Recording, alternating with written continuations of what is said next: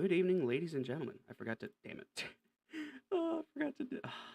Am I ever gonna get this right? I don't know. But here's the meme. I, I completely forgot I had that as the meme. All right, how you doing? Welcome, welcome. I gotta shut my secret can right there. Shh. That's all right. How you doing? I'm doing all right. Having some fun. Nope, not that song. There we go. I need some nice, good and low down, mall soft vapor wave kind of goodness. Know what I'm saying? It's all right. So yeah, as you can see, we have a good meme on the on the front page. I don't know. It's funny, man. It's funny. It's great, man. I love it. And I wanted to put this up here as the opening because I just wanted to say this right here is how dastardly and destroyed the Western world has become. We can't even make a fucking joke, and everyone's like, "Oh, well, you fucking misogynist, anti-data." Dude, I guarantee you, every single person who's on the right wing looks at this and thinks it's a joke and doesn't think that women need to be forced into the kitchen. Yeah, they need to be homemakers, but like we just shorten it down. Hey, get back in the kitchen, you know? And I don't know. It is what it is. So today we are going to start off with more DJT, Donald Trump. I don't know what he's doing. I still support him, right? Like, I'm not gonna sit here and say that he's the worst of the worst, but he's definitely making some missteps, you know? He's definitely not becoming what he said he would be. It's now look. Trump has been memed on. There's been a joke of people saying that Trump's had that 4D chess thing like fucking years ago. That was a huge joke with Trump. And I'm willing to hear it out. But on face value, hey, what's up, Crazy Coffee? Good to see you, bro. Good to see you, man. That's technically my first live stream comment. That's what's up. All right. But no, when it comes to DJT, he says America first, and I'm down with that. But him wanting to import 600,000 H-1Bs is not America first, in my personal opinion. And I understand the reasoning that people want to have these H-1Bs come in, right? People want these people to come in so that, because the way Ben Shapiro said on the video last night that I watched, he said that, yes, while you do train up the people and while you do these things, you need to import people to, like, do the jobs. And I get it if it wasn't the fact that the jobs being imported were low-wage jobs. And then the jobs that Donald Trump and Ben Shapiro are saying for the H-1Bs is at the high-end jobs. So my question is, what's left for Americans, you know? And granted, you know, I'm not a white supremacist, but every day I'm feeling more, like, in tuned with my whiteness, I guess. Like you know how people say they're proud to be black, proud to be whatever? I'm proud to be white now. Not because I think that we're superior to everybody, but just because of the fact that, like, everybody everywhere says that everybody has their identity. And then they point at white people and say, yeah, everyone else can be proud to be whatever they are, except you. You don't get to be proud. You don't get to have love for the culture that you've created, for the things that your race has done, even though it's not been a race, it's been a culture. And that's the part that bothers me, is they turn it into a strong racist thing. And then they push the division. And we all know this, and they still do it. You know, but at a certain point, I'm tired of it. I'm tired of it. I am a Udal supremacist. Basically, you know, it's my whole ideology. The Udal stuff is basically me wanting to, what do you call it? Mostly are in the political scene and gaming content. Well, I do both.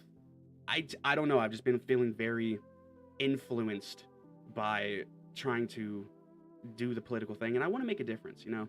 I want to make a difference. I definitely will do games, but I don't know. This is kind of what it was. And I understand if you don't want to watch it. It's not for everybody. But I can't sit around anymore and just let, what do you call it? I can't just let things go by whenever everything is being tackled and everything is being pushed to destroy what we've come to build as a Western world. So yeah, I get it. If you don't want to watch it, I fully understand and everything. I appreciate you stopping by. But that's pretty much what I do. And I will game eventually, man.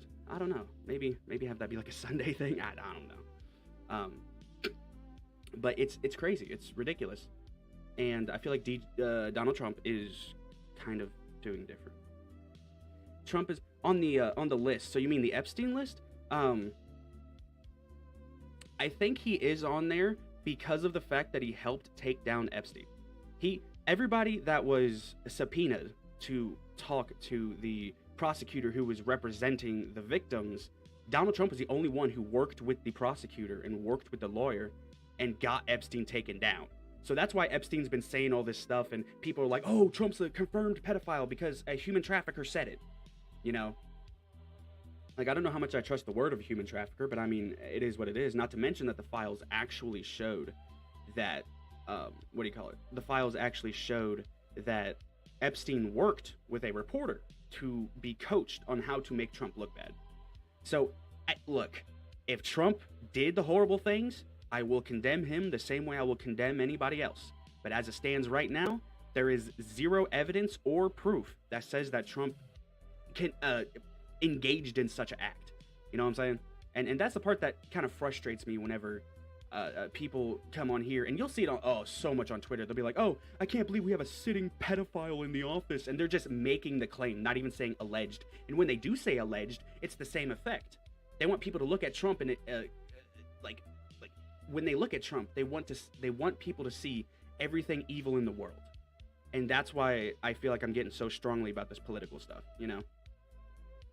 It's just because of the fact that, like, it's done. It's over. We can't flippin' sit here and allow these people to do these things, to say these things. If it's true, that's different. All right? If it's true, that's different. I'm down for exposing the truth. Even if it puts me at, even if the truth would destroy my life, I would prefer the truth to be out there so that it can help other people and so that other people can be informed and that they can understand what to do. Okay.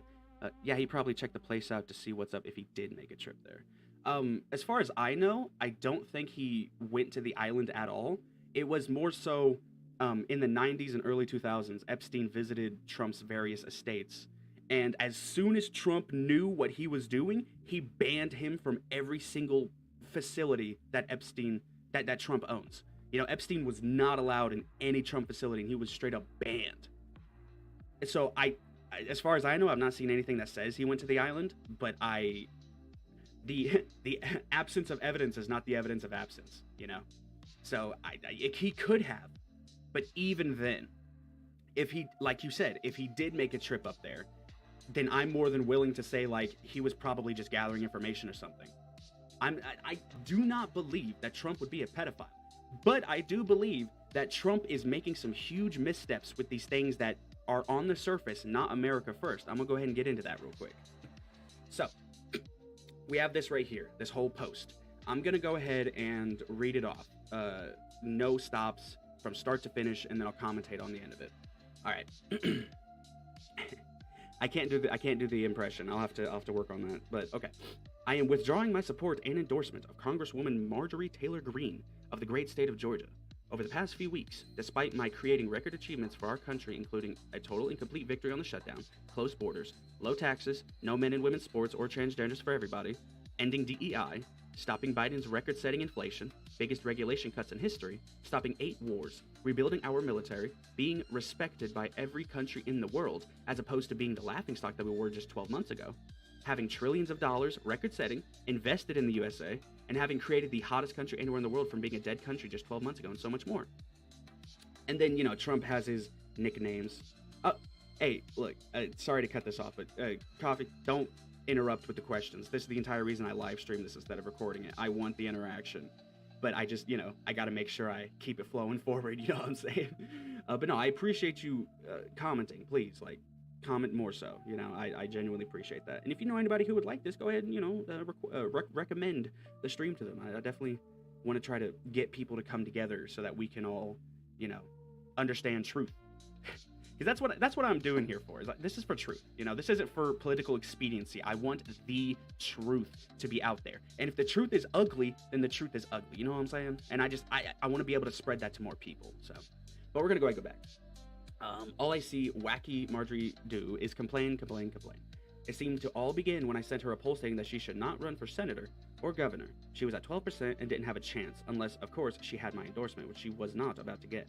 She has told many people that she is upset that I don't return her phone calls anymore, but with 219 congressmen and women, 53 U.S. senators, 24 cabinet members, almost 200 countries, and an otherwise normal life to lead, I can't take a ranting lunatic's call every day. I understand that wonderful conservative people are thinking about primarying Marjorie in her district of Georgia, that they are too fed up with her and her antics, and if the right person runs, they will have my complete and unyielding support. She has gone far left, even doing The View with their low IQ Republican-hating anchors. Thank you for this attention on this matter. Make America great again. Okay, Trump.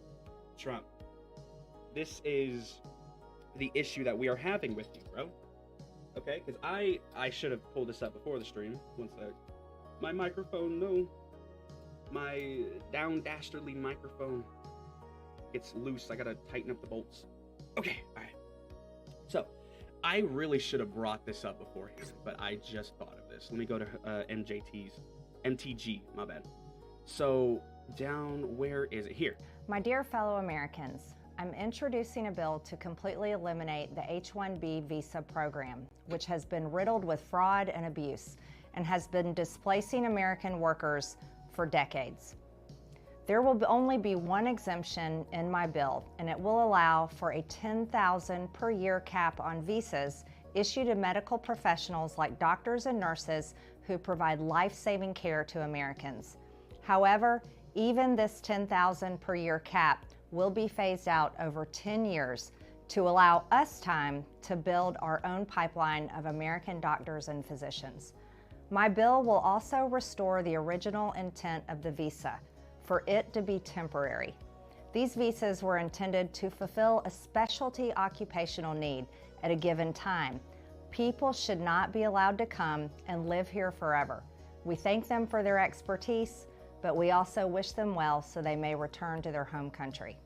My bill will take away the pathway to citizenship, forcing visa holders to return home when their visa expires. In order to build our pipeline of American doctors and medical professionals, my bill will also prohibit Medicare-funded residency programs from admitting non-citizen medical students into their programs. Just last year alone, there were over 9,000 doctors in the U.S. who graduated from medical school but were left without a residency placement. Meanwhile, in 2023 alone, there were over 5,000 foreign-born doctors who received residency spots. This is entirely unfair, and it's America last. My bill will help mitigate the shortage of doctors and nurses in our country, the shortage that we face, while at the same time serve as an off-ramp from our reliance on foreign workers by allowing us time to fill our residency programs with American doctors. Now, this will completely end the H-1B visa program in all other sectors in the job force and in the workforce. This is America first. It's time to put American citizens first instead of foreigners first. And this has gone on, and this has been an abuse for far too long. Americans deserve a future, they deserve a chance, and I believe Americans are the most talented people in the world, the most creative, and I want them to have their American dream. Okay, so that's what MGT said. And Donald Trump is calling her far left. How? That's my question, is specifically, how is she being far left? Because you say, she disagrees with you wanting to import 600,000 Chinese people, 600,000 Chinese students, who most likely are already being built up to be spies for the Chinese government so that they can come back and then take over America. But, you know, Trump is doing right on everything else. So I want to acknowledge that. Everything that he listed here as a success and all that stuff is true. And yet he is still fucking up on this H-1B stuff. And I don't, it's America first, MAGA, America first, that kind of stuff. But you are not putting Americans first when you import hundreds of thousands of non-American workers. I understand needing people for certain situations that you just cannot get, but that is not low-skill jobs. That is not creating missiles within the factories for American people? Why would we want Chinese people to know how we make our missiles so that we can send it back and then they have the knowledge of doing that so they can make the same missiles and then put us out of business, put us out of company, right? Why would we do that when we could just train Americans that we've been doing for eons, right? But hey, Donald Trump said that he knows what MAGA wants, and and look, there's somebody in his ear. There has to be.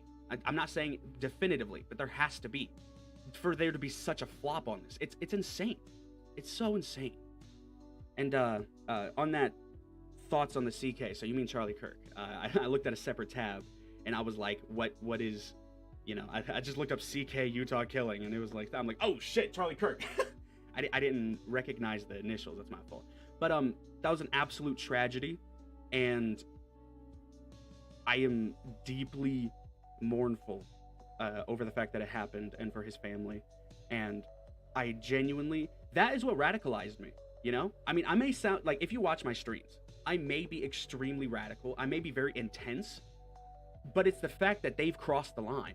And it's not just about assaulting people. It's not just about hurting people. It's not just about giving them lifelong brain damage, lifelong scars, lifelong some kind of disfiguration that they have to live with because you wanted to throw acid at them, or a fucking bottle full of concrete or something, or just something ridiculous, or hit them with a skateboard, curb stomp their face into the ground because you're fucking Antifa. That stuff. I'm willing to deal with all of that if we could just continue to push forward self-defense, but then they get rid of that as well. And I'm like, okay, what do we do? What do we do?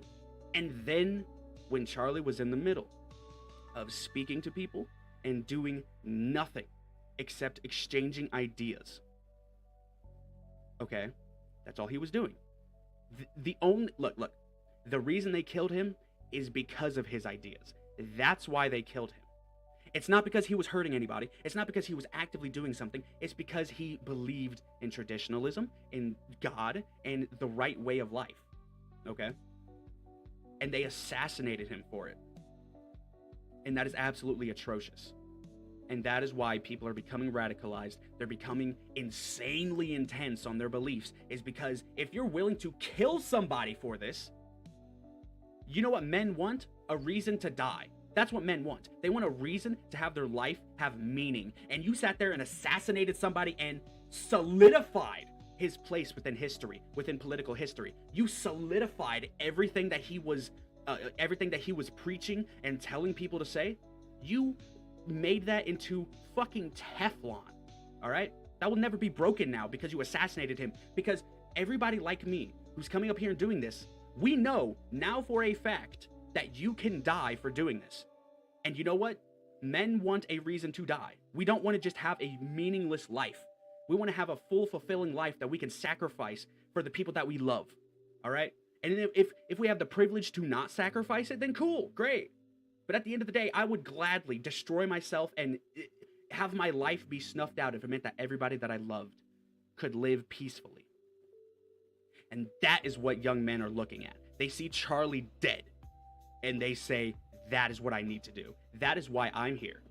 I saw him get killed. Bullet to the neck. The video was a shorts video, and it replayed, and it is burned in my memory. Just the amount of blood that poured out of his neck. And yet I want that. I want to come out here, and I want to step up and speak for what I believe in with the utmost intensity that I can. And if they kill me, so fucking be it. They proved me right. They proved Charlie right when they killed him. I'm sorry, I haven't had a chance to talk about this. I'm very passionate about it. I loved Charlie. He was America's best friend, and he's fucking assassinated. And there's nothing that we can do about it except push harder.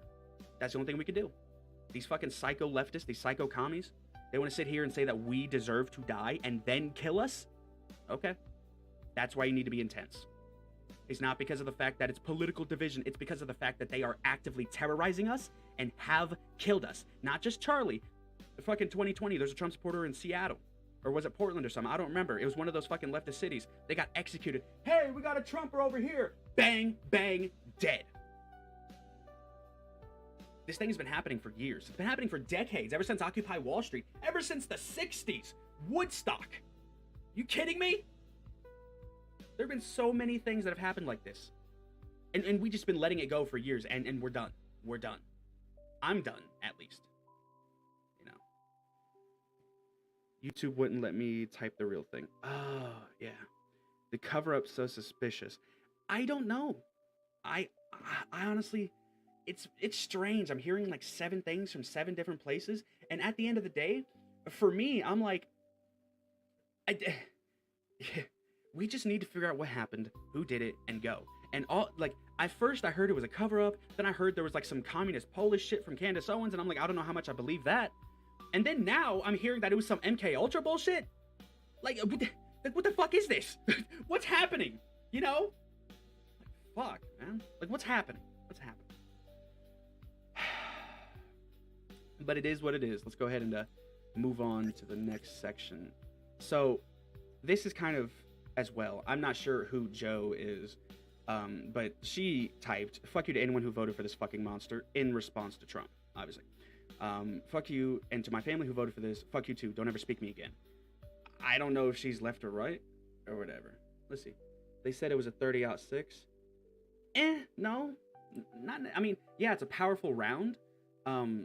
But I've seen plenty of footage of 30-06 being sent through like ballistic gel dummies or just destroying like various things. I watch a lot of gun tube, and I've seen the power of a 30-06, and I feel like I don't even know, man. Because to me, it makes sense that could have been a 30-06, but at the same time, like there's so many people who believe that, you know, like because Joe Biden would say or something like 9mm would blow your lung out of your body or some shit. So people could have taken that, put it up to the extreme instead of a 30-06. I don't know. And that's the part that sucks the most about this Charlie situation. I just don't know. And a lot of us don't know, except the people who are investigating this. And it's just not out there. And I don't know. So I feel weird talking about specific things about this. You know what I'm saying? Because like if I don't know, I can't contribute. And if I can't contribute, then like, what am I doing here? You know what I'm saying? It's insane, man. It's insane. But I wanted to bring this up because then this gentleman right here, Mr. Star Spangled MAGA, he said that this is what he voted for. And my mind is like, yeah, I could understand the whole idea of you voting for Trump, right? Like look at my comment right here. I guess this is what I wanted to highlight. I voted for Trump and still support him, but I did not vote to import more, even more migrants to replace Americans again. And that's exactly how I feel about it. I voted for Trump to deport illegals, make more American jobs, okay? And, you know, everything else that he's been doing, I'm down for, you know, give or take. But this is ridiculous. This is, you know, fumbling the bag. Unless they know something that we don't. Which if they do, they need to tell us. It's insane. It's absolutely insane. It is a really important time to see the difference between the sides. Truly. Yes, exactly. It is very important time to see the difference between both how the left and the right acts. Because nowadays, you can't sit there and say it's both sides anymore. Only one side has had such public executions and assassinations as such that they would, you know, that they would actually celebrate it and promote that violence and commit that violence. And they are still committing that violence 4 months in on a siege on the Portland ICE facility. You know, and it's crazy because that's fractured everybody. It's not just a left versus right. The left is fractured between communists, the regular Democrats, like the liberals, and then the moderate wing, which are just like, bro, I just vote blue, man. It's fractured between that, and then you go to the right, and it's fractured between the MAGA people, anti-MAGA, and then people who are like the third section. I don't know what you would call that, but there's 3 sections, you know? It's like both sides are really flipping into a 3-way war, and I don't know what we're doing. Like, my only thing is, there's so many things that we disagree on and get angry at. And there was one thing, I don't know if I have it here. Yeah, I don't know if I have it. Nope, I don't. Okay. Just make sure I don't. Yeah, okay. I don't have it here, but there was a, what do you call it? There was a post I saw where it was people having their MAGA hats and they were burning their MAGA hats.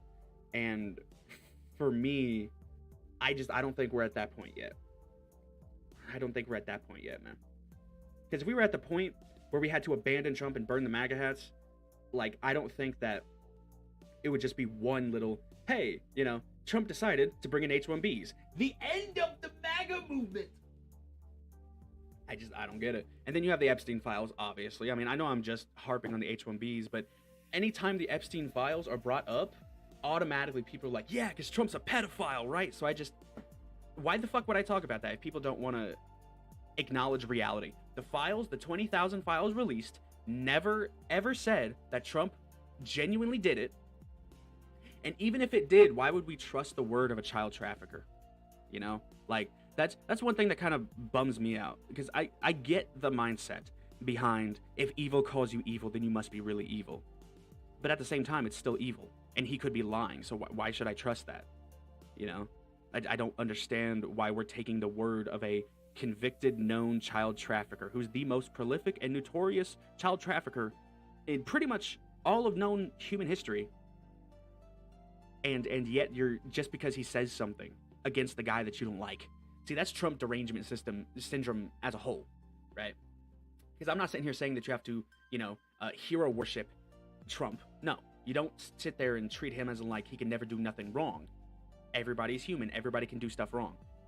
But at the end of the day, to sit here and pretend like everything Trump does is 100% bad, 100% evil, is absolutely ridiculous. Entirely asinine and entirely disingenuous. And it absolutely is ridiculous because of the fact that this is all provable. You know, there isn't like hearsay. There isn't, you know, hey, like for example, you could just have a story where, you know, oh, this guy says that a Democrat operative said they wanted to commit a terrorist attack. But the difference is they've happened. The left has actually committed said terrorist attacks. So it's no longer a game of politics. This is a war. All right? And the only way you win a war is with authoritarianism. The only way you win a war is by being the strongest and the most strategically sound. And that's what we need to be. Okay? Because the left is fucking fumbling and crumbling because they don't know who to put up into power, because once they got rid of, you know, once they had a huge thing, to them, Charlie dying was a victory. So they don't know how to go forward now. But to us, Charlie dying was a loss. And we've lost before, but this loss, it really affected us.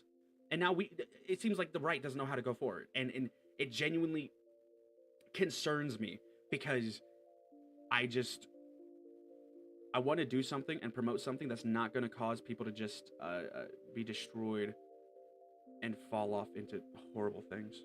I'm going to head out. It was nice to hear your opinions on the current. It was good to see you, Crazy. I appreciate you joining.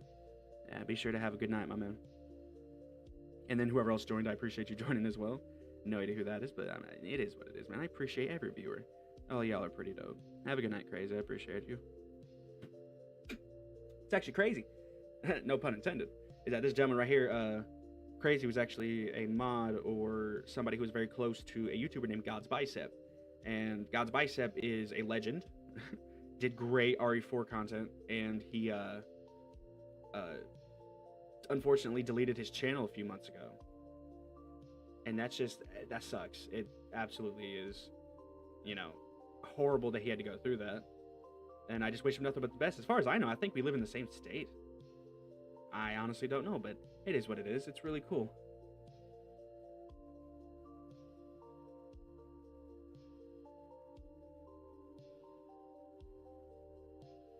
All right.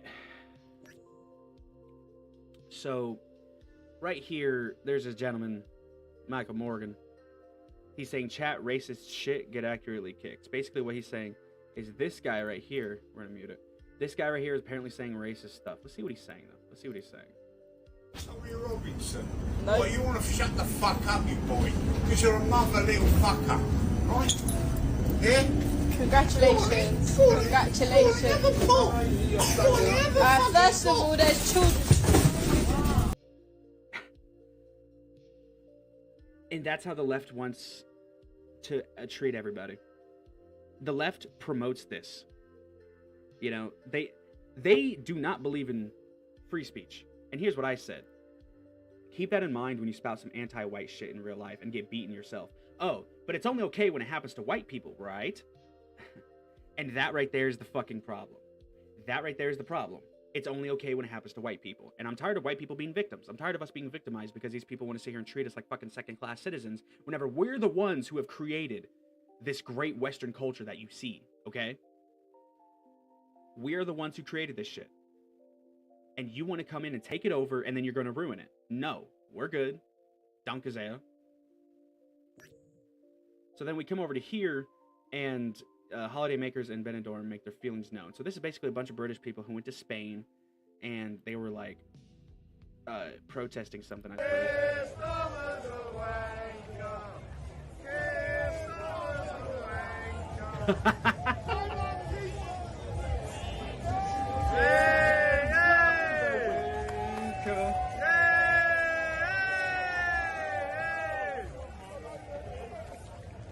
So yeah, they're sitting there speaking their language, having their posts out.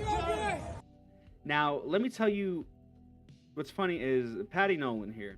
So these morons are protesting through someone else's country, parading their own country's flag, not the one they're in, being intimidating and wearing balaclavas. Imagine their reactions when that happens in the UK. The hypocrisy is hilarious. It has happened in the UK! It has happened in the UK!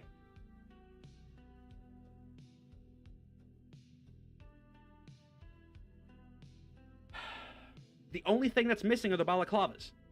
Everything else you just described has happened. Moronic Muslims paraded through someone else's country with Palestinian, Iraqi, Iranian, whatever the fuck you want to say, any kind of Muslim fucking flag that they come from, they bring their flags and they put down UK flags. These people are not ripping down Spanish flags. Okay? The hypocrisy of you fucking faggot, that right there is the issue that I have. That's the fucking issue. You want to sit here and say, hey, imagine how they would feel if someone did it to their country. But they have! This is why we can't have political discussion. This is why civil war is on the fucking horizon. This is why Nick Fuentes is fucking popular. Is because of you. People like you want to sit here and spout this fucking bullshit. Saying, hey, this guy, who I disagree with, who did this or that or whatever, all of a sudden, imagine if it happened in his country, you know? And I'm just like, what the fuck is this? You are not living in reality. You are not fucking living in reality. And then I said something right here. It's okay when they do it because they aren't destroying the culture of Spain. They aren't drugging and raping young Spanish girls, because that's what Muslims do when they come to these Western countries. You know, they'll tell you it's not happening, but that's exactly what the fuck happens. And they aren't trying to destroy Spain as a nation. They and Muslims are not the same, which is 100% correct. They and Muslims are not the same. Because when Muslims come over, they destroy, they denigrate, they rape, they drug these young girls and rape them. But see, this is a prime black and white, right? Opposite ends of the spectrum. Islam comes in and destroys. White people come in and nothing happens. All they do is fill the streets with their flags, they talk. And by the way, why do you think Muslims don't have to wear balaclavas? Because they're being supported. Why do you think that white people have to wear balaclavas? Why do you think that ICE has to wear balaclavas? Why do you think that FBI, SWAT, why do you think that these people, when they go into these areas and they know they're going to be fucking attacked, identified, and threatened if they do their job, why do you think they're wearing balaclavas? Why do you think the balaclava fucking existed in the first place? It's because extremists like these motherfuckers want to come up here and want to sit here and attack ICE, attack these fucking people, attack them. Why? Because they're white.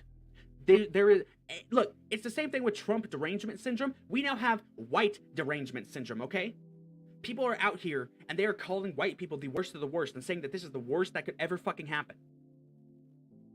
They're over here saying that white people are the white devil. White people are the reason that issues are happening. White people are this and that and whatever. No, they're not. And as a matter of fact, if we get rid of white people, if we get rid of them, and we replace them with Muslims, that is the end of the world. That is the end of the world. But no, it's racist because it's white people doing it. It's intimidating because it's white people doing it. It's an invasion, and they need to be deported, as this motherfucker says, The Spanish authorities should deport the lot. How about we deport you, you fucker? Get exiled from whatever country you're in and go to fucking Saudi Arabia. Go to Bahrain. Go to Kuwait. Go to Qatar. Go to fucking Yemen. Go to Iraq, Syria, Turkey. Go to any of those fucking Muslim countries and try to say what you say and do what you do. See, and then I didn't even see this, right down here. Should they also deport Palestine protesters in UK? False comparison. How? How is that a false comparison? Yeah, I don't agree with that. Yeah, that's racist as fuck. Would rather be an idiot than a black man. Well, that's no. Okay? That's not right. Don't say that. Race in and of itself is not a definer. It's not a definer of somebody's character, their personality, who they are, what they do. No. So shit like that, get the fuck out of here. We're not racist. It's cultural. And it just so happens that with black people, they make their race a part of their culture. And even then, I will still not attack their fucking race because you have genuinely good black people who abandon that shit. And they realize that it's not about skin color, it's about fucking merit. It's about culture. It's about how you actually portray yourself and the things that you do in order to be able to be a decent human being. But no, you have people over here who are too radicalized because of how far the fucking left has gotten. And then people who are just genuinely racist at all can sit there and fall into these things and try to push these things onto other people because they already believe it. And then they can use, hey, don't you hate how anti-white people are? Come over here and subscribe to my anti-everything that's non-white ideology. It's like, no. Only thing that matters is Jesus Christ, and everybody on this planet has the opportunity to come to Jesus Christ. Because he is the way, the truth, and the light. And only through Jesus, not Allah, not Buddha, only through Jesus can anybody be redeemed, saved, brought to the forefront. Only through Jesus. Because then you have so many people who are turning. Yeah, and then look, you got down here, this gentleman, twats marching through England, we should really deport them. Yes, we should. Wrong button. I'm trying to like that. Because yes, I also came here for this comment. Because look, twats marching through Benidorm. Spain should really deport them. So now you're good with the deportation.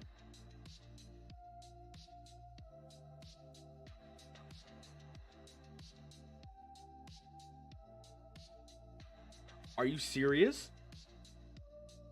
Benidorm's fancy dress party? So they're using...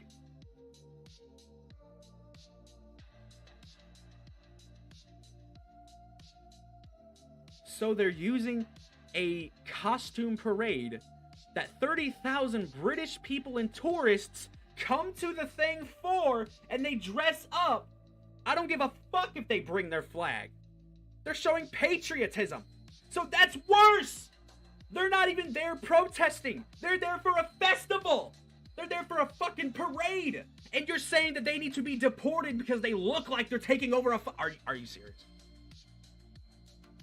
This is the fake news, bro. This is the fucking fake news right here. More than a dozen floats are paraded through the streets of Benidorm, and around 50 bars and pubs fling their doors open to welcome people. This right here is why we cannot have a common discussion. Is because these fucking faggots here want to sit here and do this shit. And yes, I'm saying not nice words. I'm saying not nice words. But fuck you. If you're gonna get mad at white people going to a festival and pretend like they're invading another country, whenever their country is being invaded, you deserve zero respect and zero voice within the political spectrum, okay? If you cannot sit there and act honestly, with integrity and authenticity, you need to be eradicated and exiled from the fucking political sphere. Do you understand me? This isn't just a radicalize. They are radicalizing us. You want to talk about a pipeline, a rabbit hole? They're the ones who are going down the rabbit hole, and then their shit, our response is to go as far as they are. Because I'm sick of this shit. 30,000 British people went to a parade.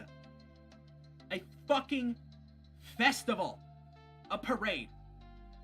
And yeah, they brought their flag. So fucking what? So fucking what? You're okay with it when people do it to Western countries, bring their Palestinian flags, and drug and rape 12-year-old girls. Drug and gang rape 12-year-old girls. You're okay with that. So no, I don't give a fuck if they went to a party and brought their flags. I am actually angry they don't have more flags. I'm angry they aren't burning the Palestinian flags, you fucking Muslim sympathizer. Islam is worse than Nazism in my opinion, because at least Nazism everybody agrees is bad. Islam still is a wolf in sheep's clothing, okay? It's still a wolf in sheep's clothing. And people still believe that shit. They are brainwashed into thinking they have to be Muslims because everybody else is fucking destroying what they have. Destroying everything that they have. They're seeing everybody that they know get destroyed and converted and manipulated and just absolutely tarnished by fucking Islam. And yet you want to sit here and get mad at British people for going to a festival and bringing their flag because they want to show pride in their fucking... Fuck you. Anybody talking about deporting people and not bringing up Muslims is fucking disingenuous and deserves to be exiled from the political spectrum, bro. There is no fucking reason you have to think about this other than political expediency. Other than your political fucking side, your tribalism. Just because it's not a fucking communist parade, all of a sudden it's the worst of the worst and they're sitting there trying to invade another fucking country. Shut the fuck up, dude. You sorry sack of shit. I didn't even think that. That puts everything else into context. All of these different places that I'm seeing. Spanish authorities should deport the lot. No, we should deport you. We should deport you because this is not an invasion. This is a parade. They're probably dressing up as like fucking military members or something. I know they're Brits, but who knows? Maybe they're just fucking around being IRA members or something. I don't fucking know. Okay? But this is not an invasion. This is not them being in the streets in balaclavas intimidating people. This is them dressing up to go to a costume party that just so happens to be on a city scale. But I'm sorry. No. They need to be deported because they're white. And they look scary, and they're waving offensive flags. Even though that flag is what single-handedly destroyed slavery in the West. Either that flag or the American flag. I mean, either way, it's a white person's flag. So, you know. And again, not racist. But when you think of Britain and you think of the USA before these invasions, you thought of white people. And I'm not saying that it's... I'm not saying that we never need to acknowledge other races. Of course we need to acknowledge other races because they are equal to white people. Because we're all equally and fearfully created in the image of God. Every single one of us, even the fucking pedophile Muslims, okay? Even those motherfuckers. They're created in the image of Jesus Christ, the one true God. But no, white people are the problem. We're the problem because we don't want our children to get raped. We're the problem because we want to participate in a festival and bring our flags. White people are the problem. Not black people with zero information sitting here saying some fucking bullshit. Not leftists who are sitting here saying this fucking communist bullshit, saying all of these talking points that are actively hurting people. No, it's not that. And I'm not racist.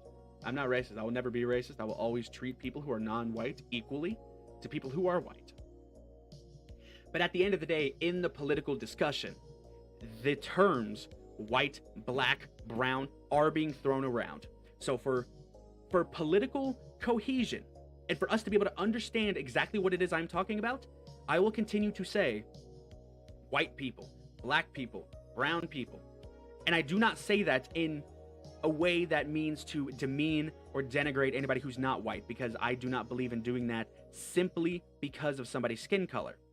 But when you participate in a culture that is inherently awful and inherently evil, has no fucking qualms whatsoever for your fucking fellow man, you do that. And then you make that culture, you make your race a part of that culture as well.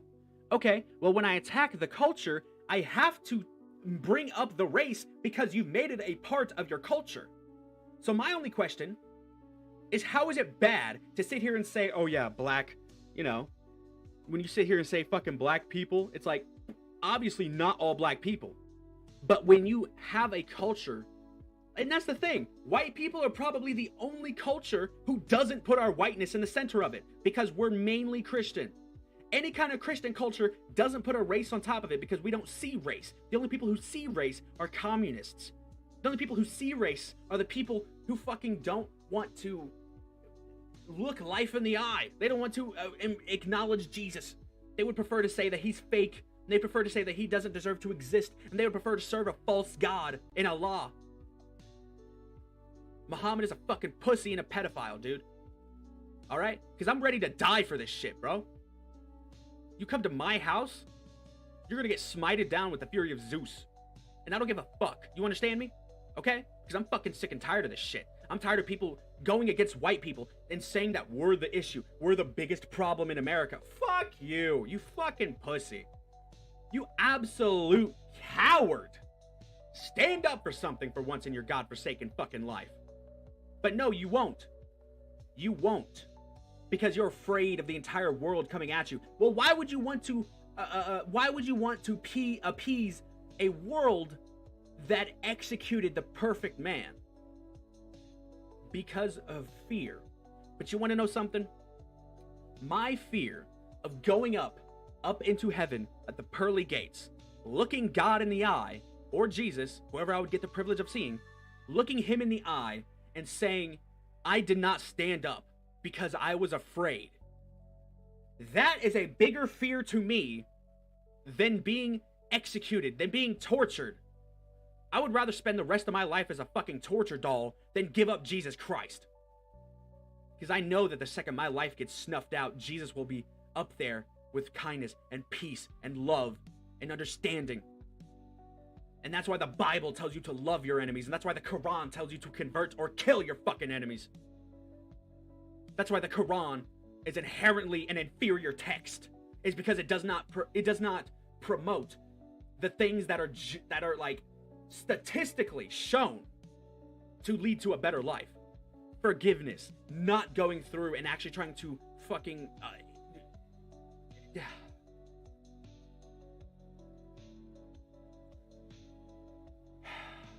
But you know what? It has to get worse before it gets better. And the bad is reaching its peak. Once the bad reaches a peak, then the downfall happens. Think of Nazi Germany. Their peak was right outside the gates of Stalingrad, Moscow, Leningrad. Maybe not Moscow, I don't know. But point being, they got far. And then the tides turned. And that's what's going to happen to Islam. Because of the fact that, in my personal opinion, they are equivalent to Nazis. They are worse than Nazis, actually. You ask me, Islam is worse than Nazism. I still don't like Nazism. But if I had to choose between the two, I would gladly seek Heil 30,000 times a day if it meant that Islam was eradicated from the fucking earth. And yes, take that out of context. And yes, say some horrible shit. Because at the end of the fucking day, me saying that, even though I despise Nazism, even though I despise Islam, me saying that is going to be more offensive than the Muslim migrant rape gangs who come in, kidnap fucking prepubescent teenagers, drug them with methamphetamines and the worst of the fucking worst, and then use them as a fucking limp sex doll. Okay? That's what I'm fighting against. Not just, oh, I'm Islamophobic. No. There's no phobia here. It's an Islama hatred, you fucking pussy. That's exactly what it is. And that's what it always will be. Because Muhammad is a false prophet. Allah is a false god. Okay? And all these fucking people here who want to sit here and say that white people are the problem. The only thing that white people do, yeah, we fuck up. But white people, we're not against calling out our own fucking issues. Why is it such an issue for the other groups to do that? It's because they're protected classes. That's why. It's because they're the groups that their evil is okay. But of course, since the evil white man, you know, we kind of built the modern first world. The evil white man. We are the targets. And I refuse to allow us to be targets any further. That's why I created Utilism. Not only because I want to be able to do something wonderful one day with these kinds of things, but I also want to give people something that they can look forward to, something that they can actually think about, because of the fact that everywhere else, even MAGA now, is saying that we need to have foreign-born workers because Americans aren't smart enough. Americans aren't good enough. Well, you know something? Sometimes we're going to have we're going to have stupid people. Sometimes we will. But I am a strong believer that if a stupid person wants to learn, it doesn't matter how long it takes, you can teach them. It doesn't matter how long it takes, you can teach a stupid person something. Because stupid isn't a lack of strong intelligence. Stupid is just a lack of understanding, in my personal opinion. Yes, of course, there is an intelligence there, but at the end of the day, I don't believe, unless you're like mentally retarded, okay? Unless you are far down and you're like scientifically mentally retarded. I don't mean like pejoratively where you sit there and say, oh, you fucking retard. No, I mean genuinely. If you are, by definition, mentally retarded, that's the only way. Or if you had like Down syndrome or something, that's the only way that I could think that you may not be able to teach somebody. And even then, I've seen people with Down syndrome and autism and some sort of stuff like that do amazing and great things and be wonderful and great people and be absolutely contributing to the society that they are in. So you can't even tell me that they are the ones that Trump is talking about. But no, that's what Utilism is. Utilism is a minimalist type of thing that genuinely does America first. And what I mean by minimalist, yeah, we're not going to be spending all this stuff. And sure, we're going to have to spend some time working at a little bit of a lower than top fucking procedure, right? We're going to have to work a little bit lower than our max production to train people, to get them to understand these things, to be able to, because right now, we can't be in a building economy. We can't be in a building country because people are trying to tear it down. And then you want to import people who want to tear it down. You can't tell me that the Chinese are all inherently pro-American. Maybe most of them.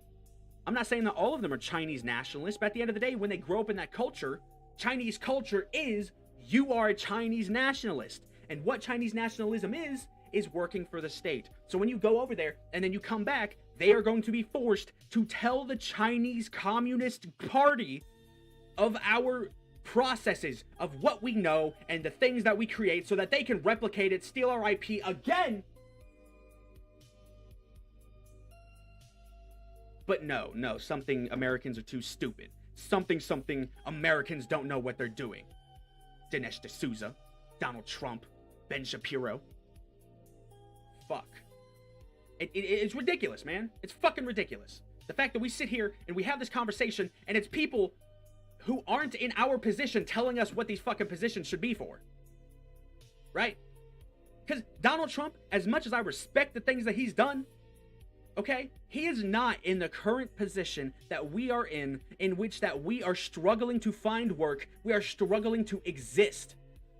You see, me, thankfully, I've gotten a call back from the job I was applying to, so I might actually be able to have a job now. But that doesn't change the message. That doesn't change the shit that we're trying to change. Because you want to know something? These 600,000 H-1Bs would take my position as a fucking $13 sales associate at a Wendy's. That's what these positions are going to be coming for. Either that or the high-end positions that require a lot of expertise that you're going to have to train these motherfuckers on anyway. So why don't we just train Americans? If you're going to train somebody, why not just train Americans? Because it costs less to train Chinese, that's why. Because they're willing to work for less if it means that they can do something. When Americans have standards, right? Americans are top of the top. We understand that we have the highest privileges of anybody. And I don't mean white privilege, because that's fucking bullshit. I mean American privilege. Christ privilege, okay? That's the privilege that we have. And China, even though China's turning somewhat Christian, I've seen a lot of Christian stuff in China, but it's still communist. I've seen a lot of great Christian things in Japan, and I hope they continue that way because Japan is our greatest ally. Fuck. And it's just insane to me that this stuff is being pushed by the guy who said America first. Look, that's all I want to know. Mr. President, that's all I want to know. How is this America first? I am willing to hear you out, I am willing to listen and understand and let you speak without interruption. Simultaneously, you have, as far as I've seen, to my current knowledge, at this moment in time, to my current knowledge, you have not given us an explanation. So why should we trust you? Why should we continue to push forward? Why should we sit here and think that you're for the American people if you're going to sit here and do something that's inherently anti-American? Anti-American people. Maybe it's not anti-American, because yeah, you know, America is a nation of immigrants, but it's a nation of immigrants who came in to be a part of America, not to come in and make a little, you know, make little Baghdad, little Bangladesh, okay, make little New Delhi. No. It's not that they come in here and do that, and then, you know, those places become shitholes. No, they come in here and they become an American citizen. All right? I don't give a fuck if they have an accent. I don't give a fuck if anything about that. You learn English, you become an American citizen, and we will work with you. But no, not any of that bullshit. We're white, so we're the problem. We're white, so we're the problem. See, and then you have something like this where it says Tommy Robinson is mentioned. I don't care. I don't fucking care. Yeah. Tommy Robinson and EDL grooming pedophile gangs exposed. Tommy Robinson claimed that he was exposing grooming gangs. Oh. Well, yeah. Tommy Robinson claimed that he was exposing grooming gangs because he fucking was. See, and it's fucking bullshit like that. Sulaiman Ahmed. That is the exact kind of person who would say this kind of shit. Why should I trust you whenever your people want to come in and replace people like Tommy Robinson? Why should I trust you when your people come in and take people like Tommy Robinson and you want to execute him? You want to call him a dog? You want to fucking throw him off into the fucking woods? Throw him to the wolves? Why should I trust you when you have an inherent bias against Tommy Robinson? Your people have an inherent bias against anything that Tommy Robinson stands for. Why should I trust you? I don't, because you're a filthy fucking Muslim. That's why. And then this guy, same thing. Congressman Randy Fine. I don't know who this guy is, but I fucking like what he said. Husband and father proudly serving Florida 6th District. Florida automatically. Jesus was a Muslim. No, he wasn't! No, the fuck he wasn't! This is the greatest level of blasphemy I've ever seen, okay? And I'm fucking sick of this sick of this shit. All right? Because people will sit there and say, oh, Muslims, Muslim, because they can't speak English. They say Muslim, Islam. No, it's Muslim, Islam. Say it right, you fucking bitch. Okay? But no, these fucking faggots want to sit here and say this kind of shit. Where it's like, because Muslims, because they lay down on their knees and face forward when they pray, because they dress like Jesus, because they have beards like Jesus, because they said that Jesus was a Muslim, and they're just spreading fucking false, blasphemous propaganda, where the only thing they want to do is discredit everything that Christianity has ever done, because Jesus is the way, the truth, and the life, and Jesus is the one true living God, because Allah is a false dead God. Buddha is a dead god, all right? And these fucking people want to come over here and say this bullshit. Jesus was a Muslim. Well, you want to know something? If Jesus was a Muslim, then God doesn't exist, all right? It's that simple. If Jesus was a Muslim, God doesn't exist. But that's how I know it's like that, is because it's false. Jesus was not a Muslim. And if you believe that, you're a fucking idiot.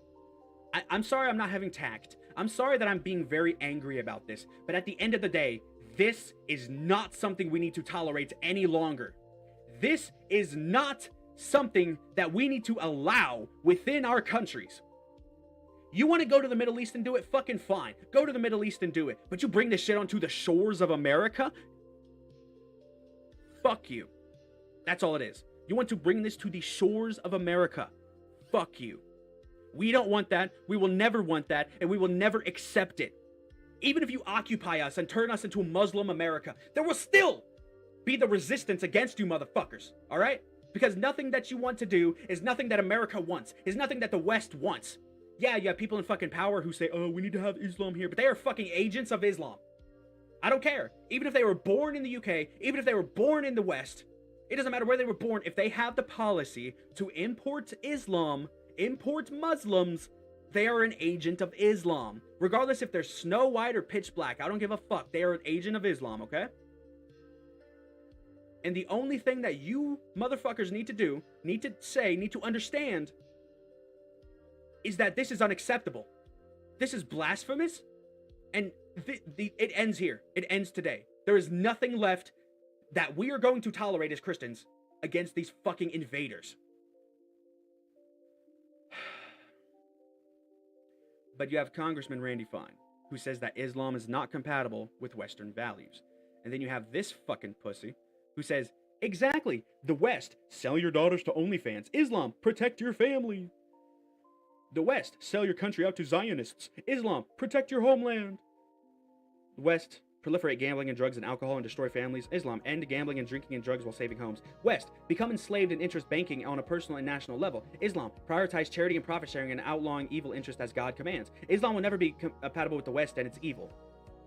It is evil, because right down here, I made a comment. It's easy to make claims that Western values are the issue when you only look at problems. I can do the same thing. Islam is a religion that supports a pedophilic, imperialistic warlord that would rather slaughter the rest of the world if they weren't Muslim. I prefer the West. If you're going to ask me if I would prefer roving rape gangs or OnlyFans, I would rather OnlyFans, because at the very least you can change a culture to get women to not do that, okay? You can change a culture to encourage women to respect themselves with modesty instead of selling themselves like a whore online. And not all women, not all fucking women, but enough of them to be a problem. And I would prefer that to Muslims coming in and raping women like it's fucking open season, because that happens when Muslims take over fucking Western countries. Your women become spoils of war to these fucking invaders. But I'm the sexist for pointing this out, right? I'm the racist for saying that Islam is not anything that should be within Western. Get the fuck out of here, bro. Get out of here, man. And then we go to America First here. We have a lot of these things, like I don't agree. I don't agree with burning the hat. I agree with America First, but I don't agree with burning the hat. Maybe, I don't know. See, I would prefer them burning the hat than committing terrorist attacks. All I'm gonna say is, like, if you want to, what's the word? Fuck, I'm drawing a blank here. If you want to protest and you want to make your voice be known, this is the way to do it. Again, I don't exactly support burning it, because I still think Trump does wonderful things, you know? And I agree with America First. I'm sorry. But I will say, it being a blue hat does throw me off a little bit. It does throw me off a little bit. Just make it a white hat, a black hat, you know? Make it something neutral, because that's what America First should be. Because Make America Great Again was a Republican response to the leftist extremism. Now America First is more of a citizen response to left-wing extremism and right-wing, I wouldn't say extremism, but I don't know what the fuck they're doing. I don't know what they're doing. But at the end of the day, if it's committing terrorist attacks or burning a hat, burn the hats all you want. I don't care. I would much rather have the hat be burned. And I will say, the Groypers, I don't agree with that shit. MTG's been obsessed with Epstein bullshit instead of doing her job on the Doge committee. Maybe she should start putting America First and codifying Doge cuts instead of grandstanding with the likes of Thomas Messi. What? Okay, alright. So let me tell you this, though. Miss Kentucky girl, let me tell you. Is there any... little bit over the map since you told her the truth. You're not built for saying you never... Okay. Can you show us what she said? Stop showing us what Trump and his people said. Show us what she said. Show us the proof of her being anti-American. If you can't do that, you're as bad as the left, okay? If you cannot show us proof, if you cannot show us the text or the videos or the images of her saying what you are accusing her of saying or doing what you are accusing her of doing, you are as bad as the left. You are as fucking bad as the left. And I say that with zero qualms. Zero fucking qualms whatsoever. Alright? Gotta turn down my mic. I'm getting hyped. But genuinely, If you can't show that to me, why should I trust you? Because you're America first, because you're the right wing, right? Just because you believe in Christendom, just because you believe in Jesus, just because you believe in these certain things and you say that yeah, you wanna know who else believed in Jesus? The fucking devil. Satan believed in Jesus. And I'm not saying that Trump is Satan. I'm not saying that Trump supporters are Satan, because I'm a Trump supporter myself still. But if you cannot sit here and show us what she has said and show us why she is bad, and as a matter of fact, earlier I showed it. Let's show it again. Where is it? Okay, I'm gonna go through the time and actually do this, because this is very, very important. Okay, go to search. Here we go. Marjorie Taylor Greene. Let's go to her page, right? Let's go to her page. I need to fucking show you this one more time.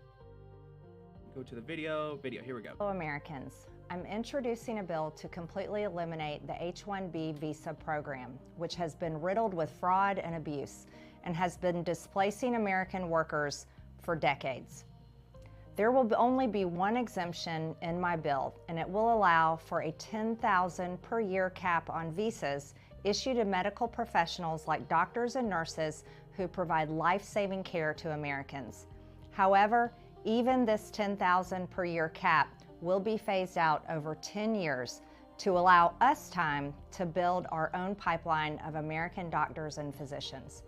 My bill will also restore the original intent of the visa, for it to be temporary. These visas were intended to fulfill a specialty occupational need at a given time. People should not be allowed to come and live here forever. We thank them for their expertise, but we also wish them well so they may return to their home country. My bill will take away the pathway to citizenship, forcing visa holders to return home when their visa expires. In order to build our pipeline of American doctors and medical professionals, my bill will also prohibit Medicare-funded residency programs from admitting non-citizen medical students into their programs. Just last year alone, there were over 9,000 doctors in the U.S. who graduated from medical school but were left without a residency placement. Meanwhile, in 2023 alone, there were over 5,000 foreign-born doctors who received residency spots. This is entirely unfair, and it's America last. My bill will help mitigate the shortage of doctors and nurses in our country, the shortage that we face, while at the same time serve as an off-ramp from our reliance on foreign workers by allowing us time to fill our residency programs with American doctors. Now, this will completely end the H-1B visa program in all other sectors in the job force and in the workforce. This is America first. It's time to put American citizens first instead of foreigners first. And this has gone on, and this has been an abuse for far too long. Americans deserve a future, they deserve a chance, and I believe Americans are the most talented people in the world, the most creative, and I want them to have their American dream. Thank you. And that's anti-American. That's that right there is worth being called far left. That is worth Donald Trump rescinding any kind of fucking support. What the fuck? Are you serious? That right there is what the Civil War is about. These kinds of policies. Trump is saying we need to import 600,000 people. MTG, Miss Marjorie Greene here, Frau Greene, she is saying that we need to not do that. And we need to train up American citizens and use these things to our advantage to make America better. Dare I say, use them to make America greater than it already has been underneath what Trump has done. Because Trump, this is why it's so hard and so infuriating. It's because I like Trump. I like what he did. He is still doing good. But this is entirely against everything that he's ever fucking talked about. Everything that he has ever sat there and promoted in 2016, in the 2020, in 2024. Everything that he has said. Trump himself has contradicted Trump. But no, that makes us the woke right. That makes us anti-American. That makes us anti-MAGA, because I don't think that Donald Trump should be importing 600,000 fucking Chinese spies. I'm gonna call them spies now. Fuck it, they're not students. Every single Chinese person within Chinese law has to divulge any kind of political information they may have to the Chinese government at the drop of a fucking dime. They don't even need to bring them back. They could just have them there and talk to them. And it's a part of the communist Chinese law. Why would you import that? The only thing I can think of is cheap labor. That's it. That's it. The only reason I can think to import people is that it is cheaper to do so than to train Americans. And that's not America first. That's what has gotten us into this place in the first place. That is why we are here in the first place, is when you just outsource. You know, and Ben Shapiro sat there and said, hey, if you don't do this, they're going to send their factories elsewhere. That's why you incentivize them to keep it here and train Americans. That's why I think that there should be a training tax exemption. However much money you spent on training people, you know, you get a certain percentage as a tax exemption. Do some shit like that. But no. Instead, just import more foreign workers, further dilute the fucking identity of America, and just turn America into whatever the fuck you want to, I guess, Mr. President. I don't fucking know. But all I know is Marjorie Taylor Greene is not woke. She is not left-wing. And as a matter of fact, she almost seems more pro-America than Trump. Now, I'm not going to stop supporting Trump. He is my president. He's my favorite president. I'm thankful that he survived. I'm thankful that the attempted assassin got executed. I'm thankful that everybody that supports Trump is like 90% agreeing on most things, and that's great. But it's this small 10% that is fracturing everybody else. And that's not an actual statistic. Don't be a fucking semantic whore. This is like, we're fucking talking right now, man. And that's the problem. That is the reason why good fails. Is because good always has to have it be everybody agrees directly on everything. And you want to know something? I understand this moment. Because look. To me, the issue is the response. If Trump would have just been like, well, you know, we believe strongly in what we're doing and we believe that it will be helpful and beneficial for America, and we just encourage you to please hear us out and please allow us to show you how this is going to be helpful. No, instead what he does is he calls American students stupid and says that we don't have talent to build missiles. They take 18-year-olds out of fucking high school, give them a year and a half, and they pilot a nuclear sub. You're telling me we can't train Americans to do shit? What kind of fucking degeneracy are you on, Mr. President? I'm sorry. I love Trump and his policies, but this is a fail. This is a complete fuck up. And the worst part is, they don't see it as a fuck up. They see it as necessary for America. And in a way, maybe 20 years from now, but right now, we are being invaded, we are being destroyed, and we are being replaced. And not just white people, Native American population. And not Native American as in Indians. I call them indigenous Americans because, let's face it, the natives of a country are the people who actively live there. The indigenous are the original people who lived there. Get that fucking difference straight. White people, black people, Spanish people, Latino people, I mean to say, Asian people. Every color in the creed, back and forth, up and down. If you were born here, you live here, you pay taxes, you're contributing to the American society, you are a Native American. I don't give a fuck. Even if you are an indigenous American and you fucking have contributing to the American thing, you are also a Native American. I don't give a fuck what you look like, where you come from, who you are. If you are actively contributing to the society and you are not committing acts of evil onto the innocent, like raping kids, like Muslims do, then you are a Native American who deserves to have first pickings on everything in America. Because you want to know something? That's like me being in my house, me knowing how to fucking play a video game, and me sitting there saying, oh, my 16-year-old son never played a video game in his life. He's gonna be fucking retarded. and I need to play these video games for content for my thing or whatever.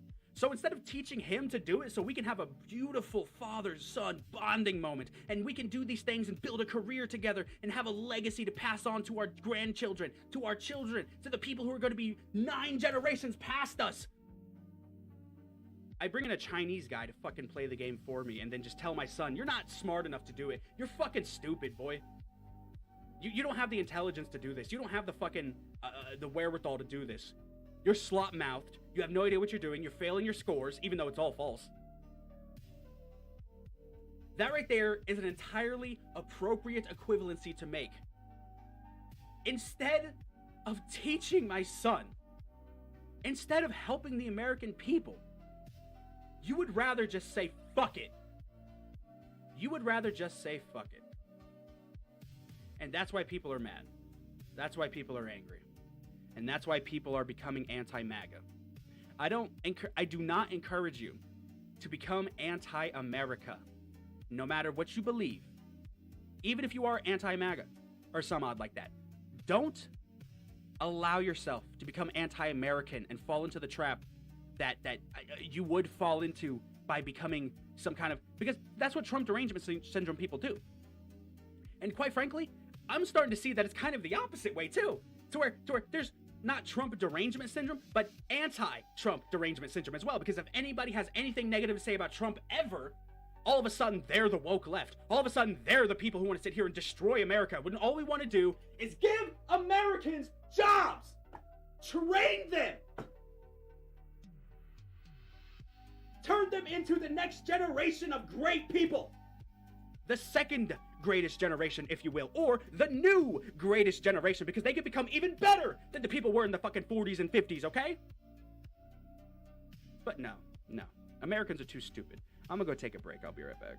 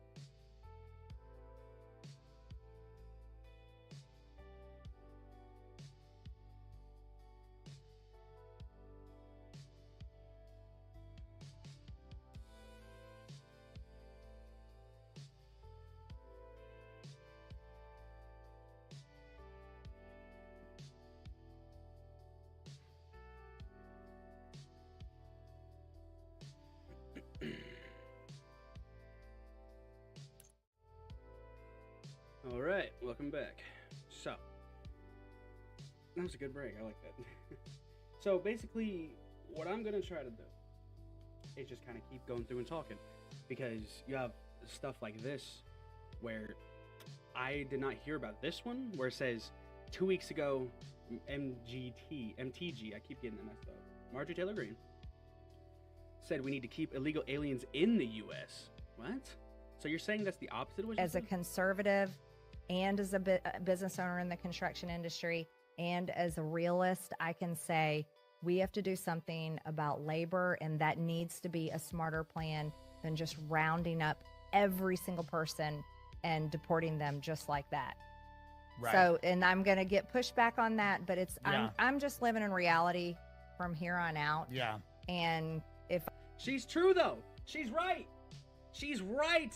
She's not saying we need to keep illegals into the U.S. We're saying that what she's saying is that when we remove the illegals, we need to put something into place to replace the vacuum in the workforce that they are leaving when they get removed and exiled from fucking America.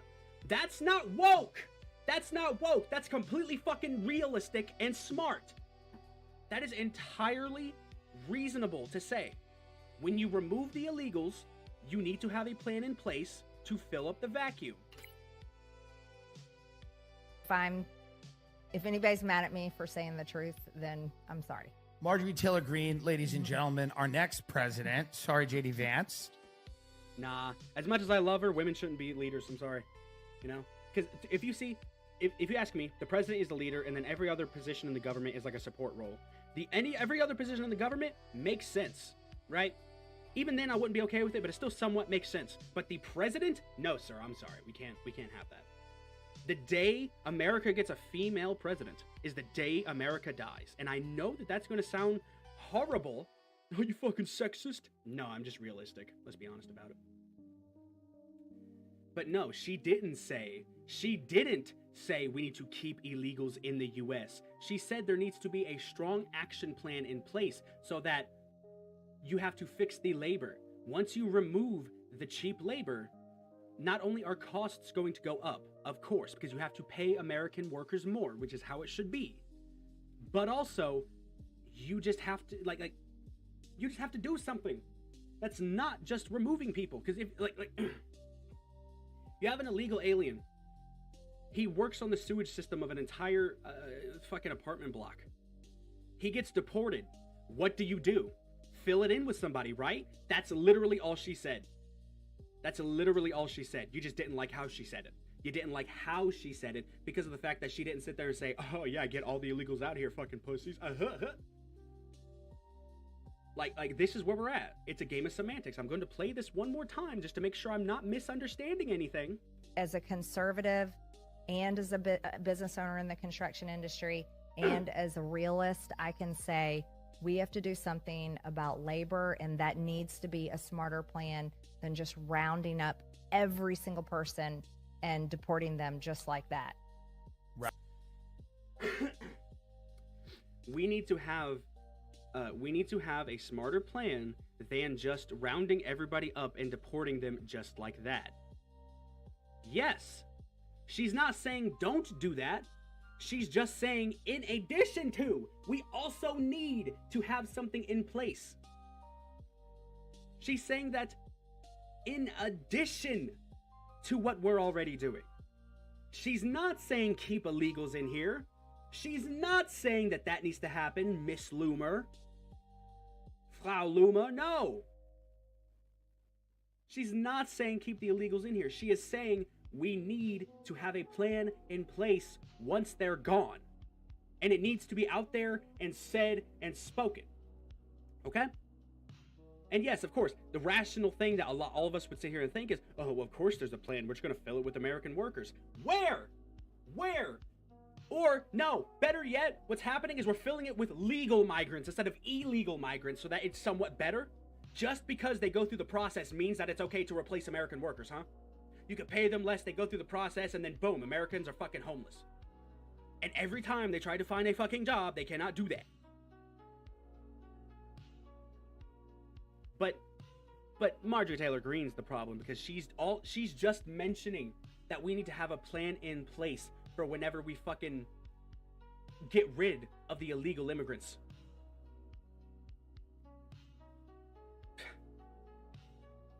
You want to talk about woke right?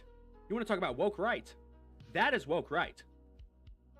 Like, sitting there and not critically thinking. Because, yeah, at first I was like, what the fuck, when I first heard it. But then, you know, it's also like, no, she's talking about having a proper plan in place for Americans to be able to fill the gaps that these illegals are going to leave. And then Trump just wants to import more legal migrants. Yeah, it's so much better because it's legal, right? I mean, yes, it's better because it's legal, but you're still replacing American citizens. You're still replacing American culture. Because think about it this way, man. Just because they're legal doesn't mean that they want to be American. It doesn't mean that they're not going to lie and say what they need to say and do what they need to do on the thing. So once they get here, they can implement Islam and communist Chinese policies. You combine that with allowing foreigners to be fucking leaders, which, God forbid, we actually have people who represent us that were born here. Hey, I'm just saying, that's one of my policies. If you are not born here, you do not get to be a representative. End of story. End of fucking story. You do not get to be a representative if you are not born here. All right? I'll even accept one parent being born here. I'll even accept that. But I am pushing for, you have to have pure naturality when it comes to American. Now, I don't give a fuck what race you are. I'm not a white supremacist. I'm an American supremacist. We are the greatest country in the world, regardless of what color skin you are. And if you come here and you consider yourself an American, and you become an American, and you adopt American culture, then you are a part of the greatest country in the world. And therefore, you are also included within the American supremacy. It's not racist. It's just facts. And what's a fact is that Marjorie Taylor Greene did not say we need to keep illegals in here. She didn't say that. She said that we need to make sure there's a plan in place once they leave. Once they're gone, you need to figure out what to do next. And that's obvious. But she's just saying that we can't just get rid of all the fucking illegals, right? You got to get rid of all the illegals, and then you got to put up job postings. Then you got to make sure that people within the community are sitting there and they know exactly when the interviews are. When you got to promote it and support American culture. You can't just sit here and fucking go like, hey, American citizens, young American white men. Because let's face it, every other race, they have privileges. You want to talk about white privilege? No, every other race has privileges, especially nowadays in the world. If you're white, you are the enemy. If you're white, you are enemy number one. And no, I fucking hate that. No, we are not enemy number one.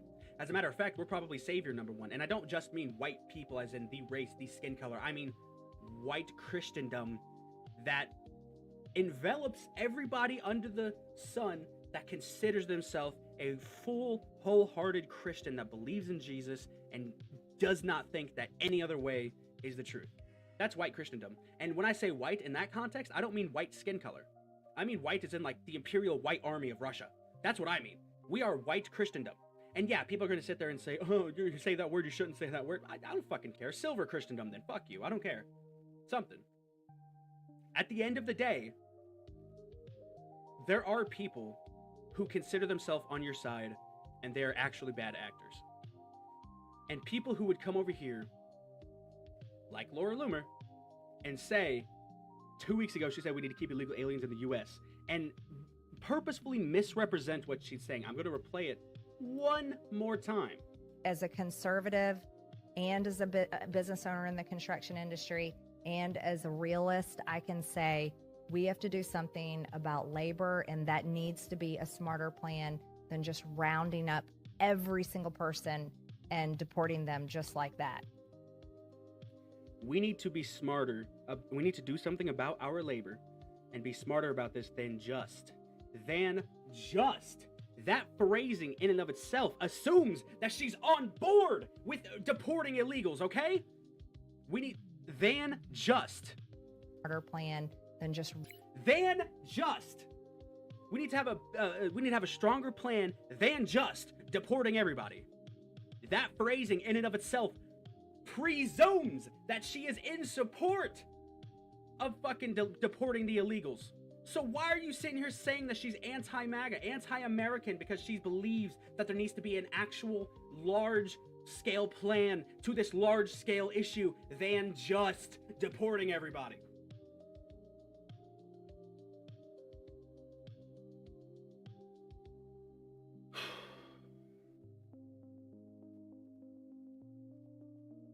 America first and America only, except for the construction field and appliance. No. Then she's fine with replacing Americans. Okay, I'm gonna play this for you again. Where did she say that she wanted to replace Americans? As a conservative and as a business owner in the construction industry and as a realist, I can say we have to do something about labor, and that needs to be a smarter plan than just rounding up every single person and deporting them just like that. Right. So, and I'm going to get pushback on that, but it's, yeah. I'm just living in reality from here on out. Yeah. And if anybody's mad at me for saying the truth, then I'm sorry. Marjorie Taylor Greene, ladies and gentlemen, our next president. Sorry, JD Vance. Well, I mean, there's people are saying it. I go to dinner parties. Yeah, I heard you. Well, by the way, I heard you on Joe Rogan. As a conservative. Yeah, nowhere in there did she say that she wanted to replace Americans with cheap foreign illegal alien labor. Nowhere did she say that, Sean. And by the way, do not harass any of these people, but call them out. Let them know that they're fucking up, okay? Because this is not what she said. They are purposefully misrepresenting what she said so that they can fucking sit there and have some kind of browning points and say, see, our form of Americanism is the proper form, you know? That's the same issue with the denomination split within Christianity. Oh, you're a Protestant? You're going to hell because you're not a Catholic. Fuck you. The only thing that matters is dedication to Jesus Christ. The only thing that matters is dedication to the American people in America first. Just because she didn't sit there and say, oh yeah, Trump is right about everything, all of a sudden she's an enemy to MAGA? She's an enemy to the goodness within America? What the fuck are you on, bro? Fuck. MTG has been America first from day one. Pro-Trump, pro-border, anti-woke, and now Trump turns on her. Just like he attacked Thomas Massey. Not for betraying MAGA, but not for not being Israel first. He's showing who owns him, and it's not the Christian American people.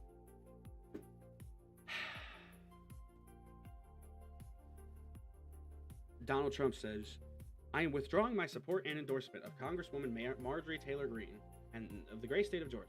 Over the past few weeks, despite my creating record achievements for our country, including a total and complete victory. Okay, so this is the one I read earlier. Yeah, this is the one I read earlier. Marjorie Taylor Greene has been...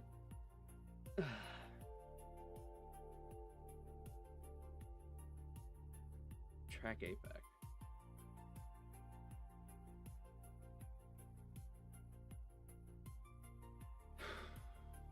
Yeah, and they've received $0 from APAC. Which, by the way, if you don't know, APAC is like the Jewish coalition that gives money to people. So, look, I'm not going to sit here and say something as crazy as Trump is an agent, okay, of them. I'm not going to say something as crazy as that because I don't believe it. And I have not seen proof. Just because somebody gives you money doesn't mean that you're their, agent. But that's also why I don't like, large-scale donations from, like, I would rather get small donations from regular people who enjoy my content, because then that means that what I'm doing already, they want to see more of. So that means that I have to continue doing what I'm doing, which is fucking great because I love what I'm doing. But no, just because she didn't sit there and say that, hey, oh my goodness, bro. That's my other question. Why? Let's see. I understand that wonderful conservative people. Okay, but why? Why? Give us an answer. Why? That's the real question. Give us an answer. Why?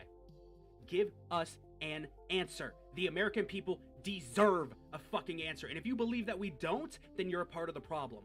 Regardless of your political persuasion, okay?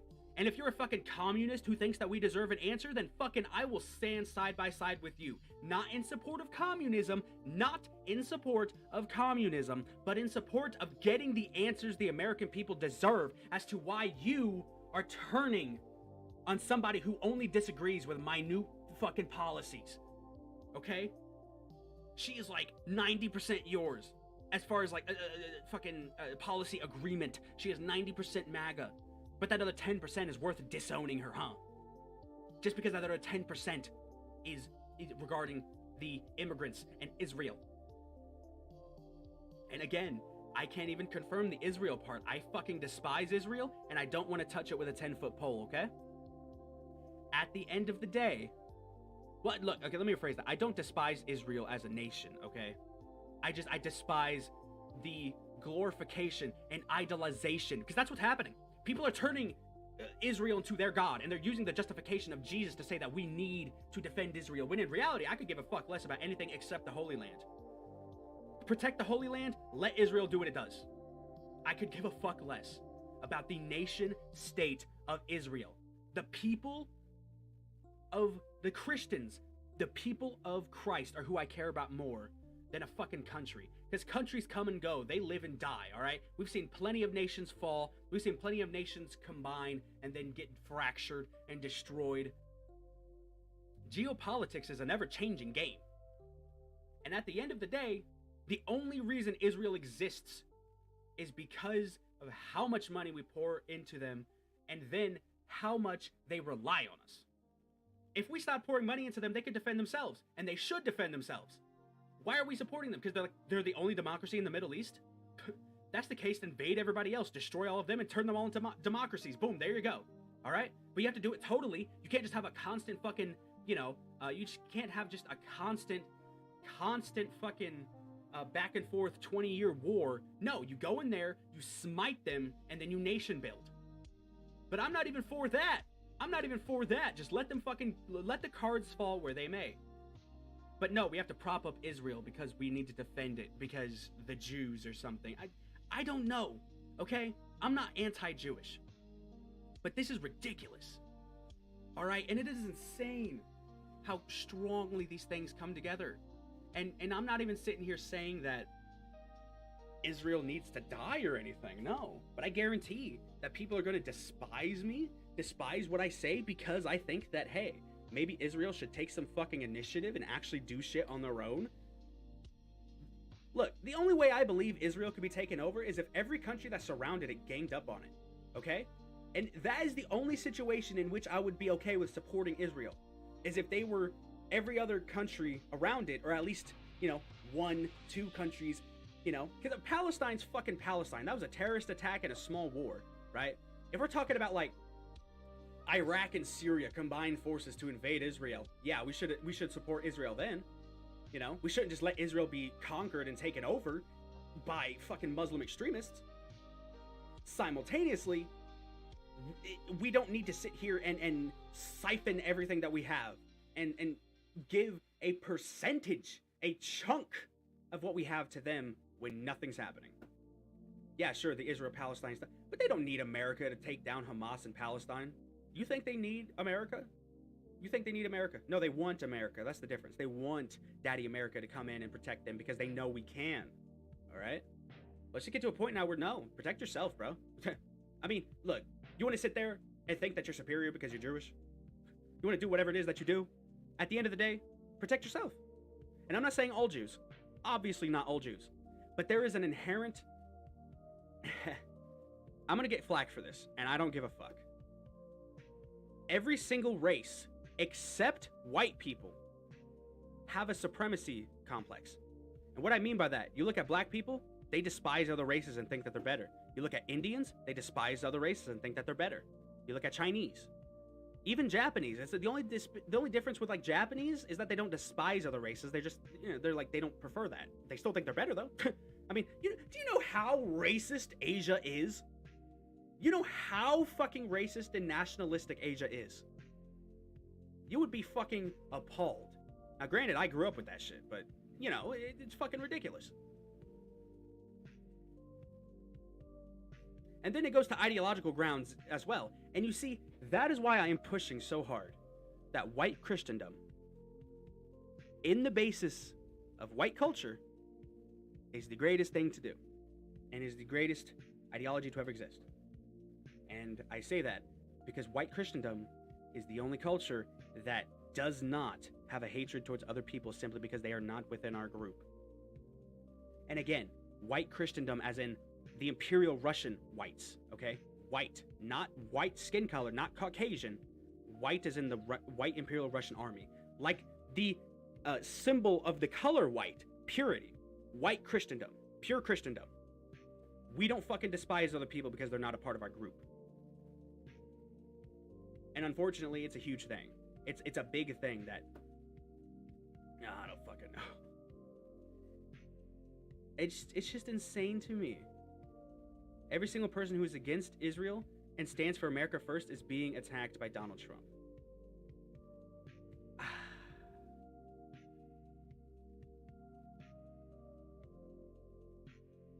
Fuck. And like I said, man, my issue is not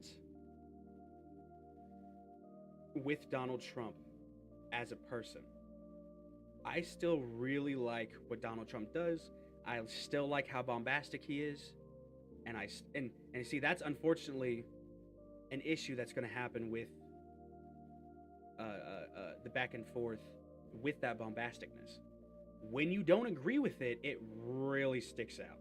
But when you agree with it, oh yeah, it's the greatest shit ever, you know? And I cannot, in good faith, look at Donald Trump and the MAGA movement and say that every single thing they do is good, because that would be disingenuous and false.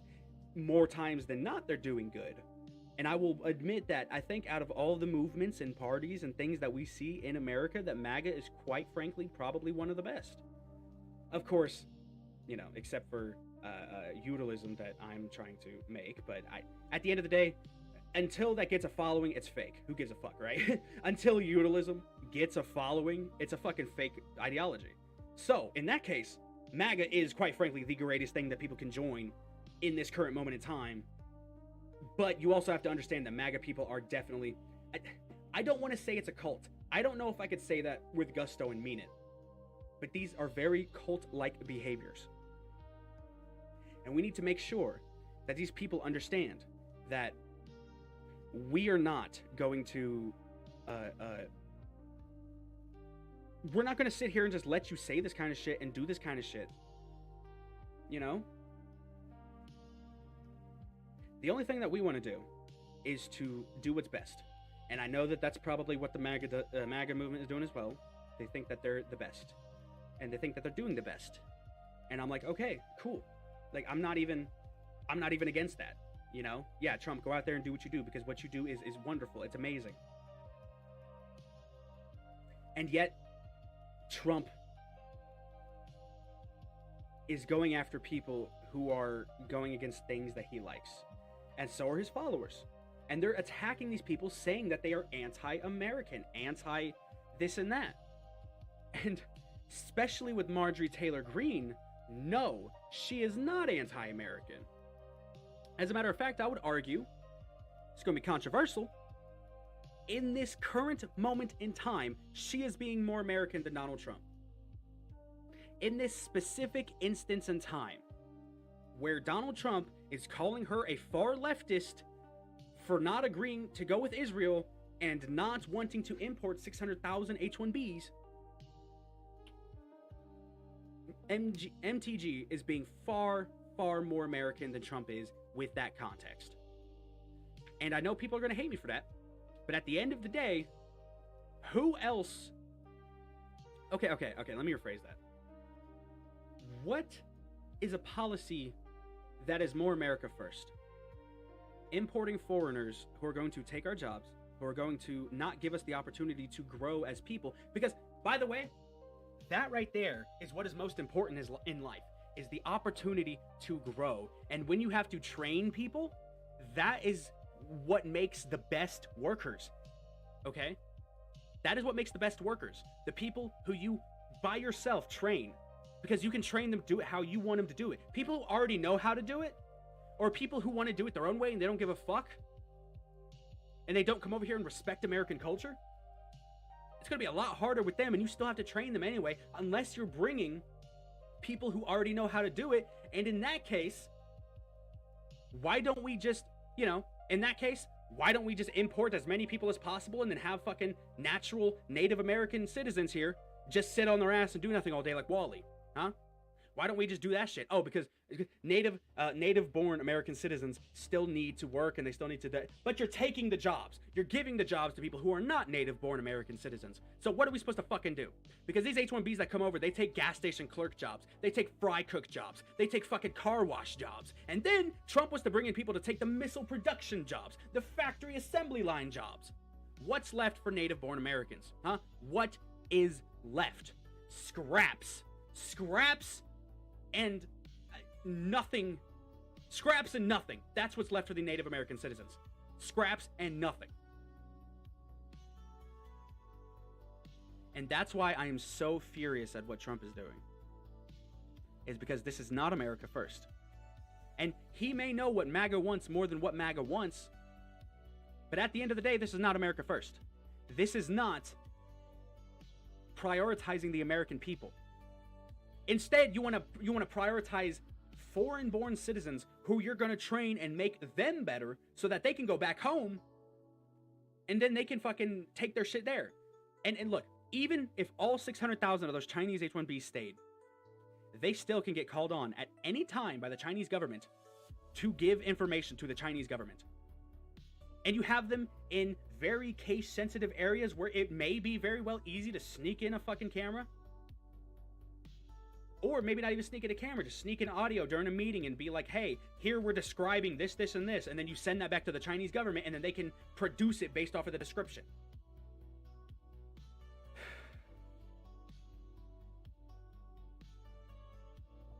And that's why it bothers me. As you go further down this line of logic, it makes less and less and less sense. And everybody who supports it, their line of logic doesn't make sense at all.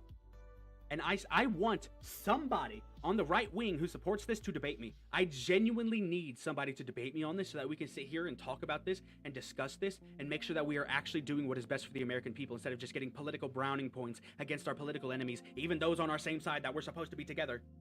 No, political browning points for our political enemies, even if they wear the same colors as us because they don't agree with every single tiny, minute detail.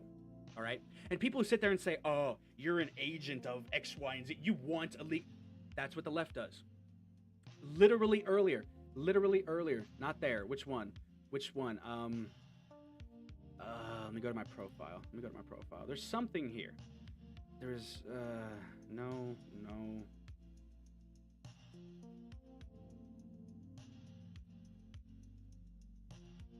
All right. Well, I forget which one it was. But they're like, we all know how the leftist playbook goes, where it's basically they call you names. They say if you're doing something, you're only doing it because you want to support evil and support fascism. So then whenever Trump and his supporters say, Marjorie Taylor Greene just wants to have illegals stay in this country, she's not pro-American. That's exactly what the left does. And I'm not saying that it's right woke, the woke right, whatever you want to say. I'm not saying that. But what I am saying is that these specific actors who consider themselves right-wing are doing things that our enemies do. They're doing things that people who consider themselves our enemies, and we consider our enemies, and they consider themselves superior to us, they denigrate and talk down on us like that. They are 5 steps away, 3 steps away, very close, very, very close from calling one of us a pedophile and saying that, or we're a pedophile defender, or that we think that Trump's a pedophile, okay? Because that goes the opposite way too. You can defend Trump and still give somebody that political, like, you know, I don't know what it's called, but it's like you put out a claim there that's not founded and not true, and then everybody believes it. You know, that, you can do that against Trump or in support of Trump, right? So when you just sit there and say Marjorie Taylor Greene just wants to deport illegal immigrants, you do the same thing to the Marjorie Taylor Greene that leftists do the Trump administration, where they say, oh, they just want an excuse to use authoritarianism and totalitarianism to take over American countries with their ICE agents and their National Guard. That is the exact same line of reasoning, and if you think I'm wrong for that, you're the problem. And the only reason I say that you're the problem is because that is how good waves fall, is whenever they start imploding in on themselves. That's how a good wave falls. And quite frankly, after Trump being elected, we have a great red wave. And I don't blame people for not going out and not wanting to elect. And that's how we had Zoran Mamdani. That's how we had fucking Jay Jones, who sat there and said he wanted his political opponent to be murdered. If he had Pol Pot, Hitler, and his political opponent in a fucking room, he would have killed his political opponent and shot her twice. And then he wished death upon her kids. And that got elected. Where was the people on the right who came out to elect those things? I know that they were in left Democrat strongholds. I'm not trying to sit here and say that all of a sudden everybody on the right stopped voting, but it's going to happen, and it's going to snowball if we do not get these policies under play. If we do not sit here and look at these things rationally, logically, and understand, hey, this isn't America first.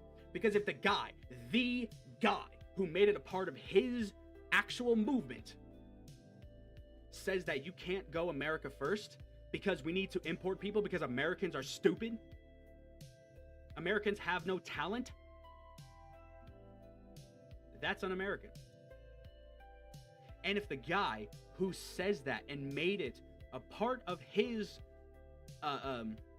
made America first a part of his identity, and then he does actively anti-American things, who the fuck can you trust? The one guy who seemed like he was doing great and seemed like he was the greatest person for this job, and sure, he's not perfect, but he's doing far better and far more than any other president ever did. If that guy doesn't give a fuck about the young American growing up, leaving high school with 0 job offerings, if that guy doesn't give a fuck about that 18-year-old, about that high school graduate, about that college graduate, if he doesn't give a fuck about them, who will? Now, granted, I will, but I also understand that sounds kind of like I'm trying to do a political piggyback. No, but fuck that. I give a fuck about the American people. That's why I'm here. That's why I'm here. That's why I'm calling out my favorite president of all time. And I'm being genuine with that. My favorite president of all time is Donald J. Trump, if not George Washington. And Donald J. Trump deserves criticism the same as everybody else. He's not perfect. He is not God. He's also not the devil. He is a human just like you and me, and we all make mistakes, and this is a pretty big mistake. This is a pretty big mistake. El President.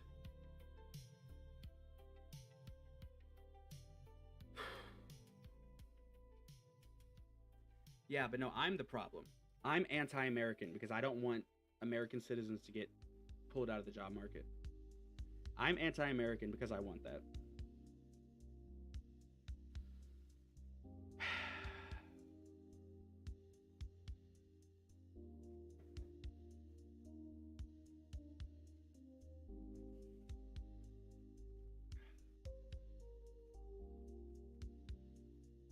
Matt Walsh, just give it up. He knows it is counter to his very existence to sustain it.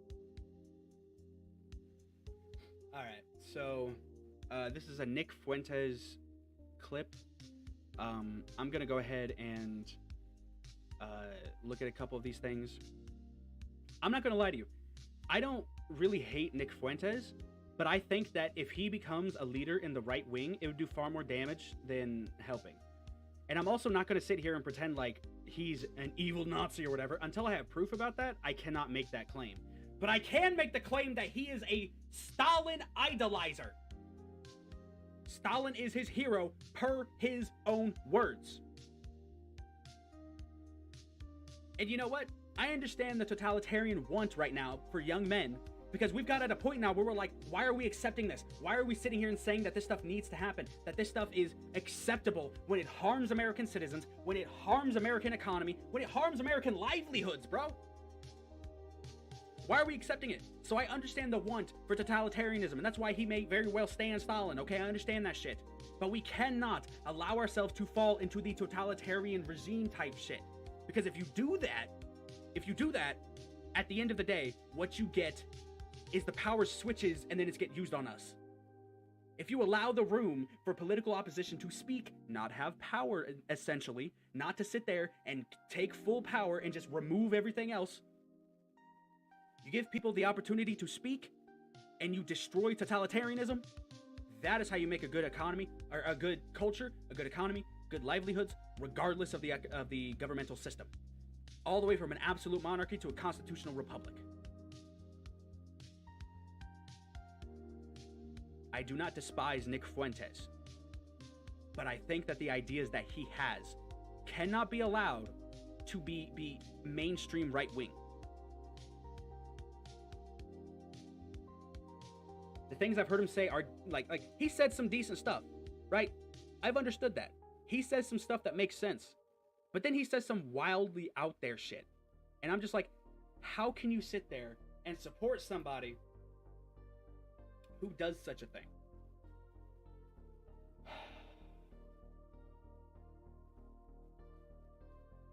I'm gonna see what they say real quick. So, now Matt Walsh is very indirectly saying America first and shouting down staunch pro-Israel Zionists. Matt Walsh, just give it up. He knows it is counter to his very existence to sustain at the Israeli wire. Yeah, how about that, man? We got him. We got him on the ropes. He did this little monologue. America first, America only. You need to leave Daily Wire, dude. You need to leave Daily Wire. It's not enough. Jeremy. It's not enough, huh? So him saying America first. Okay, yeah, because actions and words are different. I can understand that. Actions and words are different. But I still think that words matter, you know? I mean, we shouldn't let our lives be defined by what other people say, but at the end of the day, words matter, okay? It matters what somebody says. It matters the fact that if somebody's willing to say that. Okay, let me put it to you like this, Fuentes. Matt Walsh at the quote-unquote Israeli wire. I'm not going to make that. That's just what the person who donated said. I don't have any proof of that, so I can't say that. Because I do not feel comfortable saying that without proof. But Fuentes, if he is at the quote-unquote Israeli wire, and he's saying America first and America only, how is that not enough? He is actively going against the people who pay his check and saying, hey, you know, and granted, the only person I like at the Daily Wire is Michael Knowles. But I need to figure out what the context is, though. Is he saying America first and America only is going to be supported by these H-1Bs? Or is he saying that the H-1Bs are a bad thing because of America first and America only? Right? Like, the context matters. And granted, this is a 20-second clip, and there is context out there. Simultaneously, at the end of the day, it just is what it is. And just reading the headline on this next clip, I feel like I'm going to agree with what Nick says here, but let's go ahead and listen. You can have Trump. We want America first. That's the new movement. You can have Trump. You can have Shapiro. You can keep all that shit. We're done with that. Yeah. And for people that say good riddance, I say see you in the midterms. For all those people that would say, who needs you? We don't need you in MAGA. Yeah, well, good luck in the midterms. Good luck with your majority, because we're out. I agree with that. I agree with that. And I think that's why I'm so careful whenever I listen to Nick Fuentes and I talk about him or something, is because of the fact that he says a lot of great shit, and then he couches it with praisal for Stalin. You know, I'm sorry. Look, to me, that says a lot about a person, right? Even if he's anti-communist, the fact, like, this stuff. I'm stumbling over myself because I'm just so flabbergasted. But at the same time, how can I blame young men for following this guy whenever this guy is the only guy saying, I care about you? Well, you know what? I'm number 2, okay? If I gotta be number 2 under Nick Fuentes, so be it. I care about the American people. I'm America first, and the Udals want all of you to come in to this thing. All right? The Udals want every single person possible. America first. And then if it became a global thing, all right, if you have Pakistani Udals, Pakistan first. Indian Udals, India first. All right? And that's what I want to do. I want to be able to give something that's an alternative to Nick Fuentes here, because I feel like he says some great things, and then he just goes way off the fucking wire and says some horribly crazy shit. But at the end of the day, I would prefer somebody who's saying, hey, I'm going to get you a job. I'm just going to be a fucking racist while I do it. I'm not saying that he is a racist. I'm not sure how he feels about that. I've seen him talk about race, I just don't believe if he believes that white people per skin color is superior to other skin colors, because that's what racism is. You know what I'm saying? Like, that's what racism and colorism is. You think that your color and the genetics you have is superior to other people, when in reality we're all the same. So I don't know how he feels about that. Simultaneously though, me and a lot of other Americans here would rather the guy sit here and say, hey, I'm going to give you a way to support yourself. I'm just a racist, a genuine racist. People would rather that than somebody to sit there and say, I'm going to give you what you want, and then I'm going to import 600,000 H-1Bs because I know what's best for America. And he's right. You know, you say good riddance to us, good luck at the fucking midterms. He's right about that. If you cannot play to your base and you're doing something that is actively anti-American, good luck in the fucking midterms. Okay? This is what you wanted. This is what you wanted. You wanted people to be able to do exactly what it is. I don't know, man. But that's what they want. The MAGA movement is... I'm not going to say it's dying. No, that's facetious. That is entirely... That is inherently asinine to say that MAGA is dying. It is alive more than well than ever. But it has made a grave mistake. Okay? MAGA has made a grave mistake. And it is going to take a lot to recover from this. The only way that me and a lot of other people would see Trump as doing something okay with this is if he came out and actively was anti-Israel. Or at least anti-supporting Israel, you know? If he was at least out being actively supporting being anti-Israel. That's really the only way anybody would accept him now. And I'm not saying that he has to do all that stupid shit because of the fact that people are wanting him to change. Fuck. I'm trying to mix and talk at the same time, my bad. All right, there we go. There we go. But no, it's crazy to me because we're trying to, we're trying to sit here and do what's best for the country too. And the part that's so sinister is the fact that all of these MAGA people, all these, the MAGA people, they're sitting here saying that we are anti-American because we don't want the country to be flooded with more migrants. All right? Because that's the entire reason why we voted you in the first place, Herr President, is because of the fact that you were saying we're not going to have more migrants and we're going to have America. Literally, you said this multiple times, America first.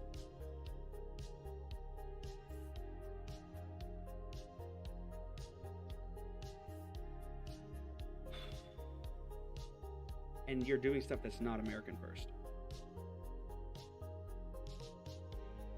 I don't get it. I really don't get it. It's something that is very contentious. And I genuinely believe that we're at a split path now. Because one thing that Charlie Kirk's assassination showed us is who was good and evil. And as we tumble down the road, it gets revealed more and more and more and more. And then you sit here and you have these different policies that continue to reveal who is on your side and who is not on your side. And you have these policies that continue to do things that are anti-American. Because, I mean,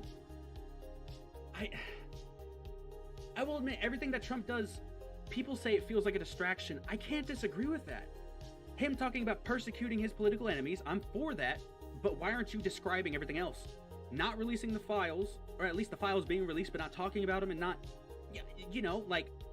I'm not saying that he has to do an entire fucking 5-hour soliloquy on why he's not a pedophile, but at least put out a fucking post and be like, hey, the files didn't show what you thought they showed. I'm still an innocent man, MAGA 2028 or some shit. You know what I'm saying? No, you don't do that. Instead, what you do is you have people who should have been prosecuted now. Weird timing, but okay. I'm down for that if they've done wrong genuinely. And then you have the Marjorie Taylor Greene stuff, and then And then you have the H-1B visas. And, look, Trump is not a pedophile. Until there's evidence and physical proof that comes out to say that he's a pedophile, he's not a pedophile. You know, genuine victims can still make up stories, so I don't believe anything those bitches say unless they have actual proof. But at the end of the day, man, it just... It's draining and it's disconcerting. Because of the fact that it's the same stuff. And this is kind of something that sucks about trying to start up some political stuff and is I have zero connections right now. And I have nobody I can like really talk to about this shit, you know? So I keep going stir crazy. I keep spinning in my mind like, why would he do this? Why would he say this? What is happening? You know, what's going on? What is this? What is this? What are you doing, Trump? What are you doing? Like political actors that we voted in to do one thing and then you're doing the other thing? Like, what is this? And please help us understand. I am convinced that so many more people would be okay with this shit if we just were given an explanation. If we were just given an explanation, man. If you just told us what it is that we're doing, why we're doing it. But no, you don't do that. You don't do that. Instead, what you do is you just say it, and then if anybody disagrees with you, Dinesh D'Souza, oh, they're just professional whiteys. And that's the problem. Instead of addressing our arguments, because that right there is what this generation wants, okay? They want genuine fucking conversation. They want genuinity. They want authenticity, okay? And that's why Nick Fuentes is so fucking popular, is because he might be a raging fucking, you know, he might be antithetical to what MAGA is in certain areas. But at the end of the day, you know where he stands. You know his authenticity, and you know that he is a fucking Stalin supporter. He is a fucking, you know, I don't even, whatever. You know what he is my point. You know what he is. So at the very least, you can look at him and say, hey, what you're doing is what you're doing. Granted, yes, everybody has their agendas. Everybody does shady shit. But it's not about being perfect, because none of us can be perfect, because Jesus Christ is the only true perfect being to ever exist. Amen. But it's about having the most authenticity, integrity that you can as a human being without sacrificing your own safety or security. Because if you're going to be authentic in a Muslim country, hey, are you a Christian? If you are, we are going to execute you. At that point, you know, at that point I'd be like, I don't know, man. You know, because I mean, like, if not in the sense that I'm disowning Jesus, not in the sense that I'm going to be weak sauce towards Jesus, but if I'm in a Muslim country and I'm surrounded by Muslims and there is no easy, quick way to get away from such an atrocity, I may not say things. But at that time, I'm not going to lie. I just won't say it. You know, I'm still not going to sit there and say something antithetical to what I believe. Like, I'm not going to sit there and say, oh, Jesus is horrible. No. Even at the threat of death, I will never give up what I believe in. I will never surrender what it is that I am. Okay? Because that's exactly what they want you to do. The people who are against the common man, they want you to sacrifice your fucking integrity, your authenticity, just to be nice in society. Well, you want to know something? I would rather live with 5 people for the rest of my life, knowing that I'm who I am, than being a fake person with 1 million followers. I'm sorry, I would rather be that. And I'm not saying that anybody in particular is fake. I'm not, like, you know, I'm not saying that Trump is fake. I'm not saying that Laura Loomer's fake. I'm not saying that any of these people who support Trump are fake. But what I am saying is this gives the air of an inauthentic behavior whenever you exactly undercut and betray whatever it is that you were elected on. We elected you to be America first, to deport illegals, stop migration, and make sure that we can all sit here and be genuinely good people. And a genuinely good nation. But then you import 600,000 Chinese spies that we all know China spies on their political enemies. And we are, quite frankly, the greatest threat to China.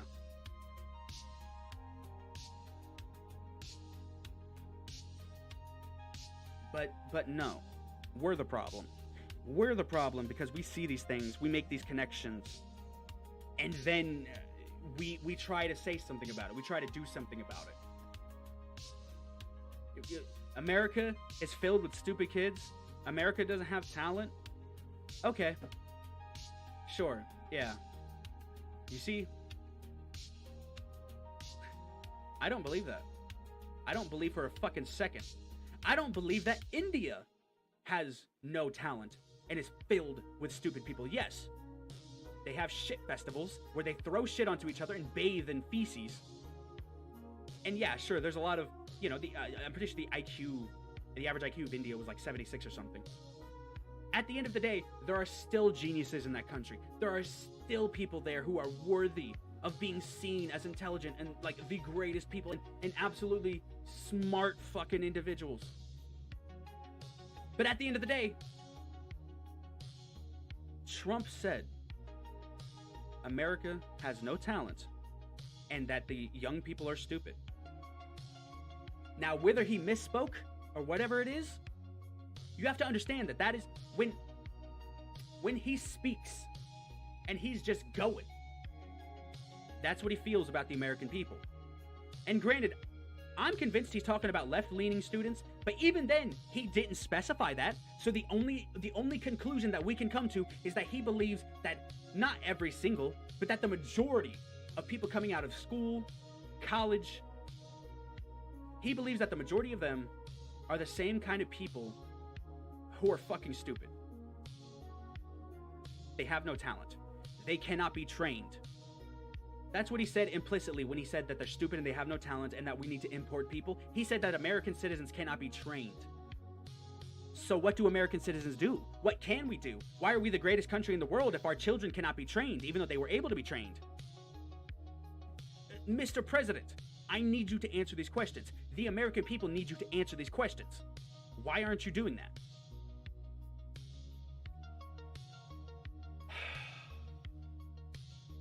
But no, we are anti-American. Let's move on here.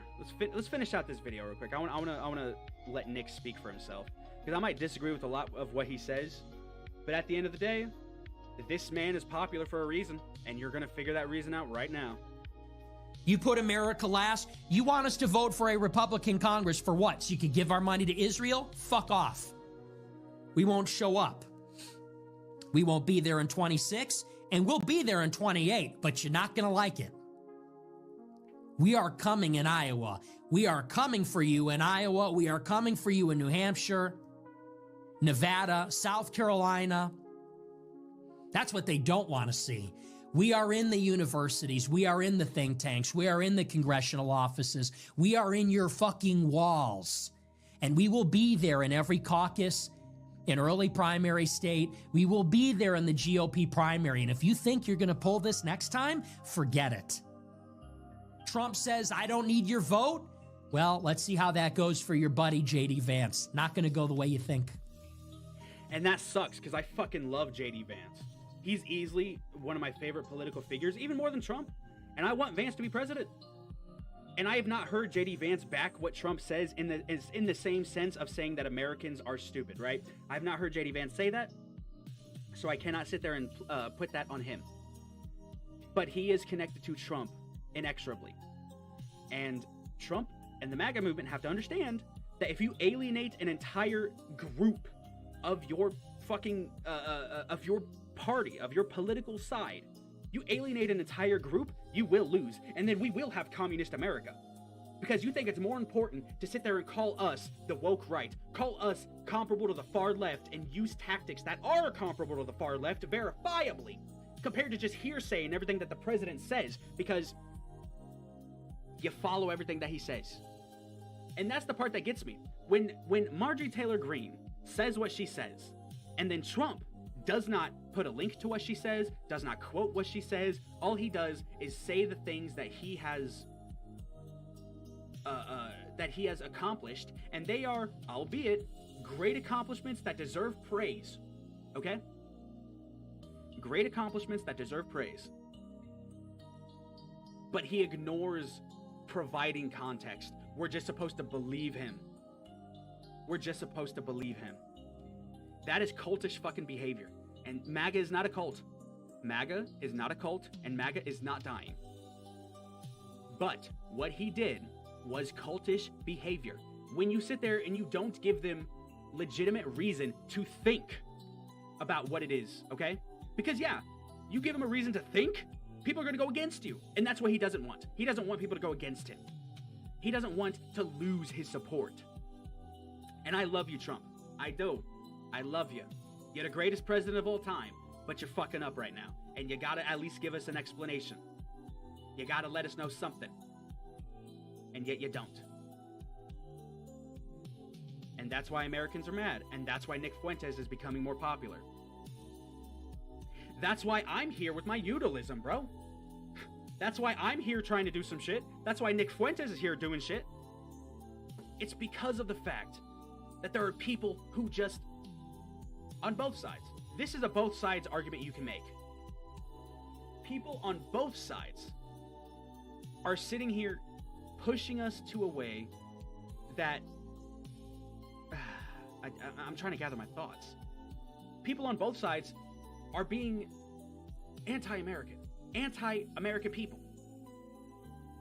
They are being anti what it is that it means to be American. And we're just supposed to accept it. We're supposed to accept it. Oh, you voted us in, didn't you? I voted you in to exile people, not bring more people in. Because let me tell you, what we need to do, it's what Charlie Kirk said, and I fully agree with it. You stop all immigration, you plug the holes in the boat, and then you dump out the water before you start trying to let more people in. You know? Like, you don't just keep adding on to the problem while you're trying to solve the problem. It doesn't matter if they're legal. The legality of the immigration is no longer the exclusive issue, okay? The legality of the immigration is no longer the exclusive issue. It is what the immigration does. And it is what we have been importing. Because let me tell you, all of these Indians and Muslims, they're not all illegals. There have been plenty of legal Indians and Muslims who have came through here on not only H-1Bs, but also on any kind of other visa, overstayed their welcome, and then created a destructive culture within America. So it's not just illegals, it is legals who don't give a fuck about America, and the only thing that they want to do is take American resources and siphon them back to India, back to Saudi Arabia, back to Iraq, Syria, Lebanon, fucking Israel. That's what they want. They want people who come into America who don't give a fuck about America. Now, granted, I know there's been like a stronger, stringent thing about the legality process and the people who have been a part of the immigration control to allow these people to come in. They've been far more thorough with the questioning, which is good. Yes, be thorough with the questioning. But you also have to understand that people will lie. People will just say what it is that they want to say. And people have people already in America. So they can just contact those people, get the answers, and then lie, and then keep doing what they're doing. So why do we have immigration if we cannot fix this shit?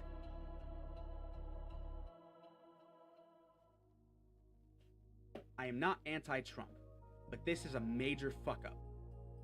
A major fuck up.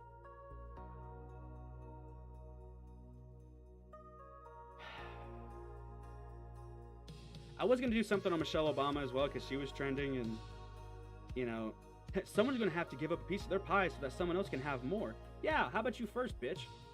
$11 million Martha's Vineyard, $8 million Hawaii, $8 million Washington, $1 million Chicago. Why don't you start? Why don't you start? But, you see, that's the problem. Look, y'all. Y'all. And she like fucking has a limp wrist like that because that's cute. It's cute to be arrogant and ratchet and fucking ghetto. That's absolutely adorable to be like that, whenever in reality, you are an old ass woman and you need to act like it. You need to be mature and you need to be proper. Just like this one fucking woman, and I'm probably gonna end after this, I'm getting a little tired. But this one fucking woman on my page Absolutely perfect. I'm going to end with this and then we're done. All right? I'm going to end with this and we're done. We're going to keep going down. Keep going down.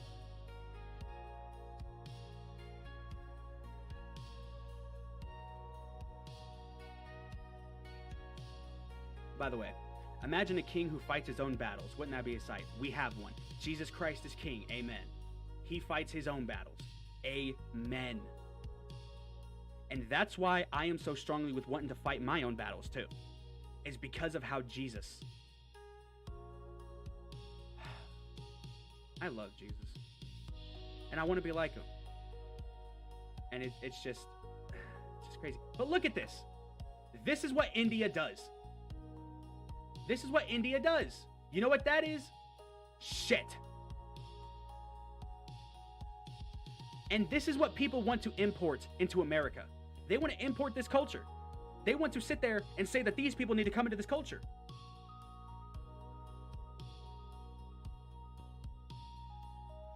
And people want to sit there and say that,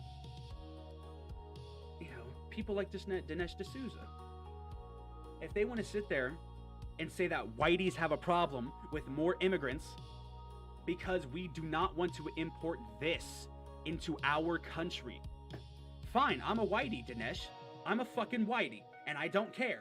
I do not want this in Chicago. I do not want this on New York Square, or Times Square, New York City. I do not want this there. And yet it will be there if we continue to do it. We've had Muslim call to prayers in Times Square. We have had Muslim call to prayers in Dearborn. And in all these other places in this country, we've had Indian scammers come in here and ruin great, perfectly fine fucking careers. All right? And not all of them. Not every single one of them. But enough to be a problem. And I do not want to import this. I do not want to import this.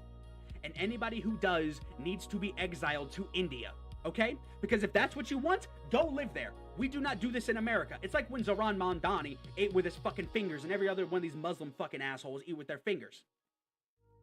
That is disgusting. That is gross. And, Americans eat with their fingers too. We eat breaded food with our fingers. Do I need to explain to you? Do I need to explain to you the origin of the fucking sandwich? And yes, I took that from Steven Crowder, but it bears repeating. Do we need to explain to you the origin of the fucking sandwich? And I will, because it's important, okay? A European noble wanted to eat meat, but he didn't like how his fingers were getting greasy, okay? So he commanded to have 2 slices of bread, or whatever it was at the time. I don't know if it was bread or not, but point is, it evolved into bread. You had 2 slices of bread. You put it with the meat in the middle, so your fingers don't get greasy. That is literally the entire reason that the sandwich exists. And then you want to go to things like pizza, that's designed to be eaten with your fingers. Go to things like chips, designed to be eaten with your fingers. Because when people eat rice with their fingers, they put all of the fingers into their fucking mouth and like deep throat their fucking fingers to eat that rice. And then they smash their fucking fingers down onto the rice, like flick it, to put the shit back in there and flick the germs and flick the fucking mouthful bacteria into there, the oral bacteria. But no, Americans, we're just like Muslims because we eat food with our fingers. Yeah, food that's wrapped. Food that's designed to be eaten with your fingers, not wet rice. Okay?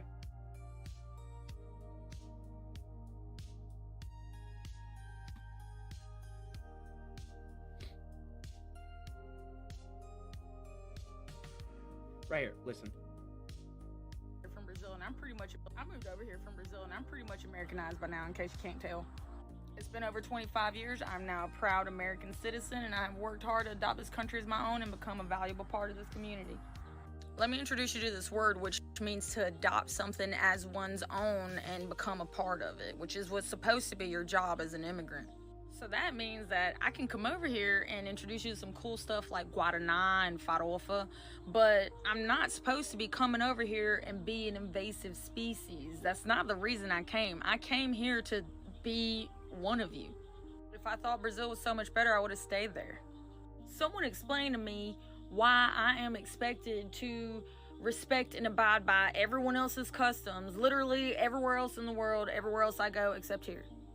Oh, but some people are fighting political persecution. Okay, well, if your land and your country and your culture and all that's so much better than we are, then you stay there and you figure it out and you fix it. That sounds like a you problem. Exactly. If you're in fucking communist Cuba, do something about it. Okay? Fucking do something about it. And I know it's hard to. And it's really hard to. But it's happened before, and it can happen again. Do something about it. But then again, I am still okay with Cubans getting on the rafts and sacrificing their and risking their lives to come over to Florida. They have a greater claim to asylum than shit-throwing Indians. They have a greater claim to this country than shit-throwing Indians who want to come over here and take our fucking, jobs. And then you have the Turker jobs that they would make fun of 10 years ago. It's happening, it has happened, and it will continue to happen if we do not sit there and say, fuck it. I don't care about being called a racist. Call me a racist. Dinesh D'Souza, call me a whitey. I don't give a fuck. Not anymore. Because you want to sit there and import these people who value cows over human life and would rather throw shit at each other than actually have modern Western culture that you came over here to enjoy, by the way. But no, you want to sit there and blame white people for feeling like we're getting replaced, because we are. Because the only thing that is acceptable by every single group nowadays, except rational, sane thinking people, is anti-white racism. Okay? Basically put, if you're not coming over here to assimilate like me, then you need to stay right where you are. Period. Full stop. Still, yeah. If you're not coming over here to assimilate, look at this, look at this. The great replacement theory. This is exactly what I was talking about. It is, and we need to watch out for it. We are being replaced. Look at this. Corporate America pledged to hire more people of color, and they did. Now, 6% of 6% of corporate America is white. 94%. So they fired 900,000 and hired 4 million. 2 million Hispanics, 800,000 Chinese and Indians.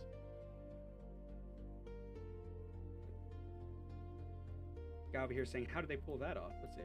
You now make a point of that's an investment criteria for you. Well, behaviors are going to have to change, and this is one thing we're asking companies. You have to force behaviors, and at BlackRock we are forcing behaviors. 54% of the incoming class are women. We added 4 more points in terms of diverse employment this year. And what we're doing internally is, if you don't achieve these levels of impact, your compensation could be impacted. Okay, we're doing the same thing. And so it's just yep. It's literally these old motherfuckers right here saying that, hey, if you do not do what we say, if you do not have the indoctrination of leftist ideology, you will not get paid. Well, you know what? Fuck you and your money, bro. Every single person who's out there who's running a business, you need to run it off of your own back, okay? You need to make your own money and do your own stuff. Because when you get held by your donors like this, when you get held to your donors by people like this, they can remove it in an instant. If it's your own cash flow, who gives a fuck? If it's people who support what you are doing, who gives a fuck? So no, if you want to start a business, if you want to go out there and start a political ideology, if you want to go out there and make a difference in the economy, in politics, do not take money from other people. It's going to be difficult, yes. It is going to suck. But the second that you take donations, you become their puppet. And yeah, sure, at first they'll be like, oh, we just want you to say what you want to say and have all... But then down the line, when you say something they don't want to say, it's like, well, you need to change your mind or else we're going to take the money away. Fuck you and your money, all right? Nobody needs your money. And I guarantee you, he'd be like, oh, what about $50 million? That's 50 million reasons for me to say, go fuck yourself, bro.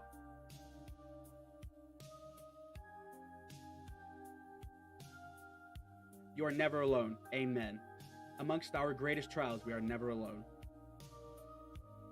Here we go. MAGA woman when you... All right. This is the last one I want to show, and then we're going to be done for today.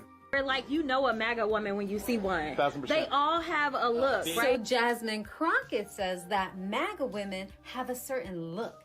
You know what? She's right, we do. We look like women of value. We look like we woke up and cared. We look like we're appreciated by our men and respected by our families. And we look confident in our own skin. We look healthy, put together, at peace with ourselves, smart, capable, and grounded because we actually know who we are.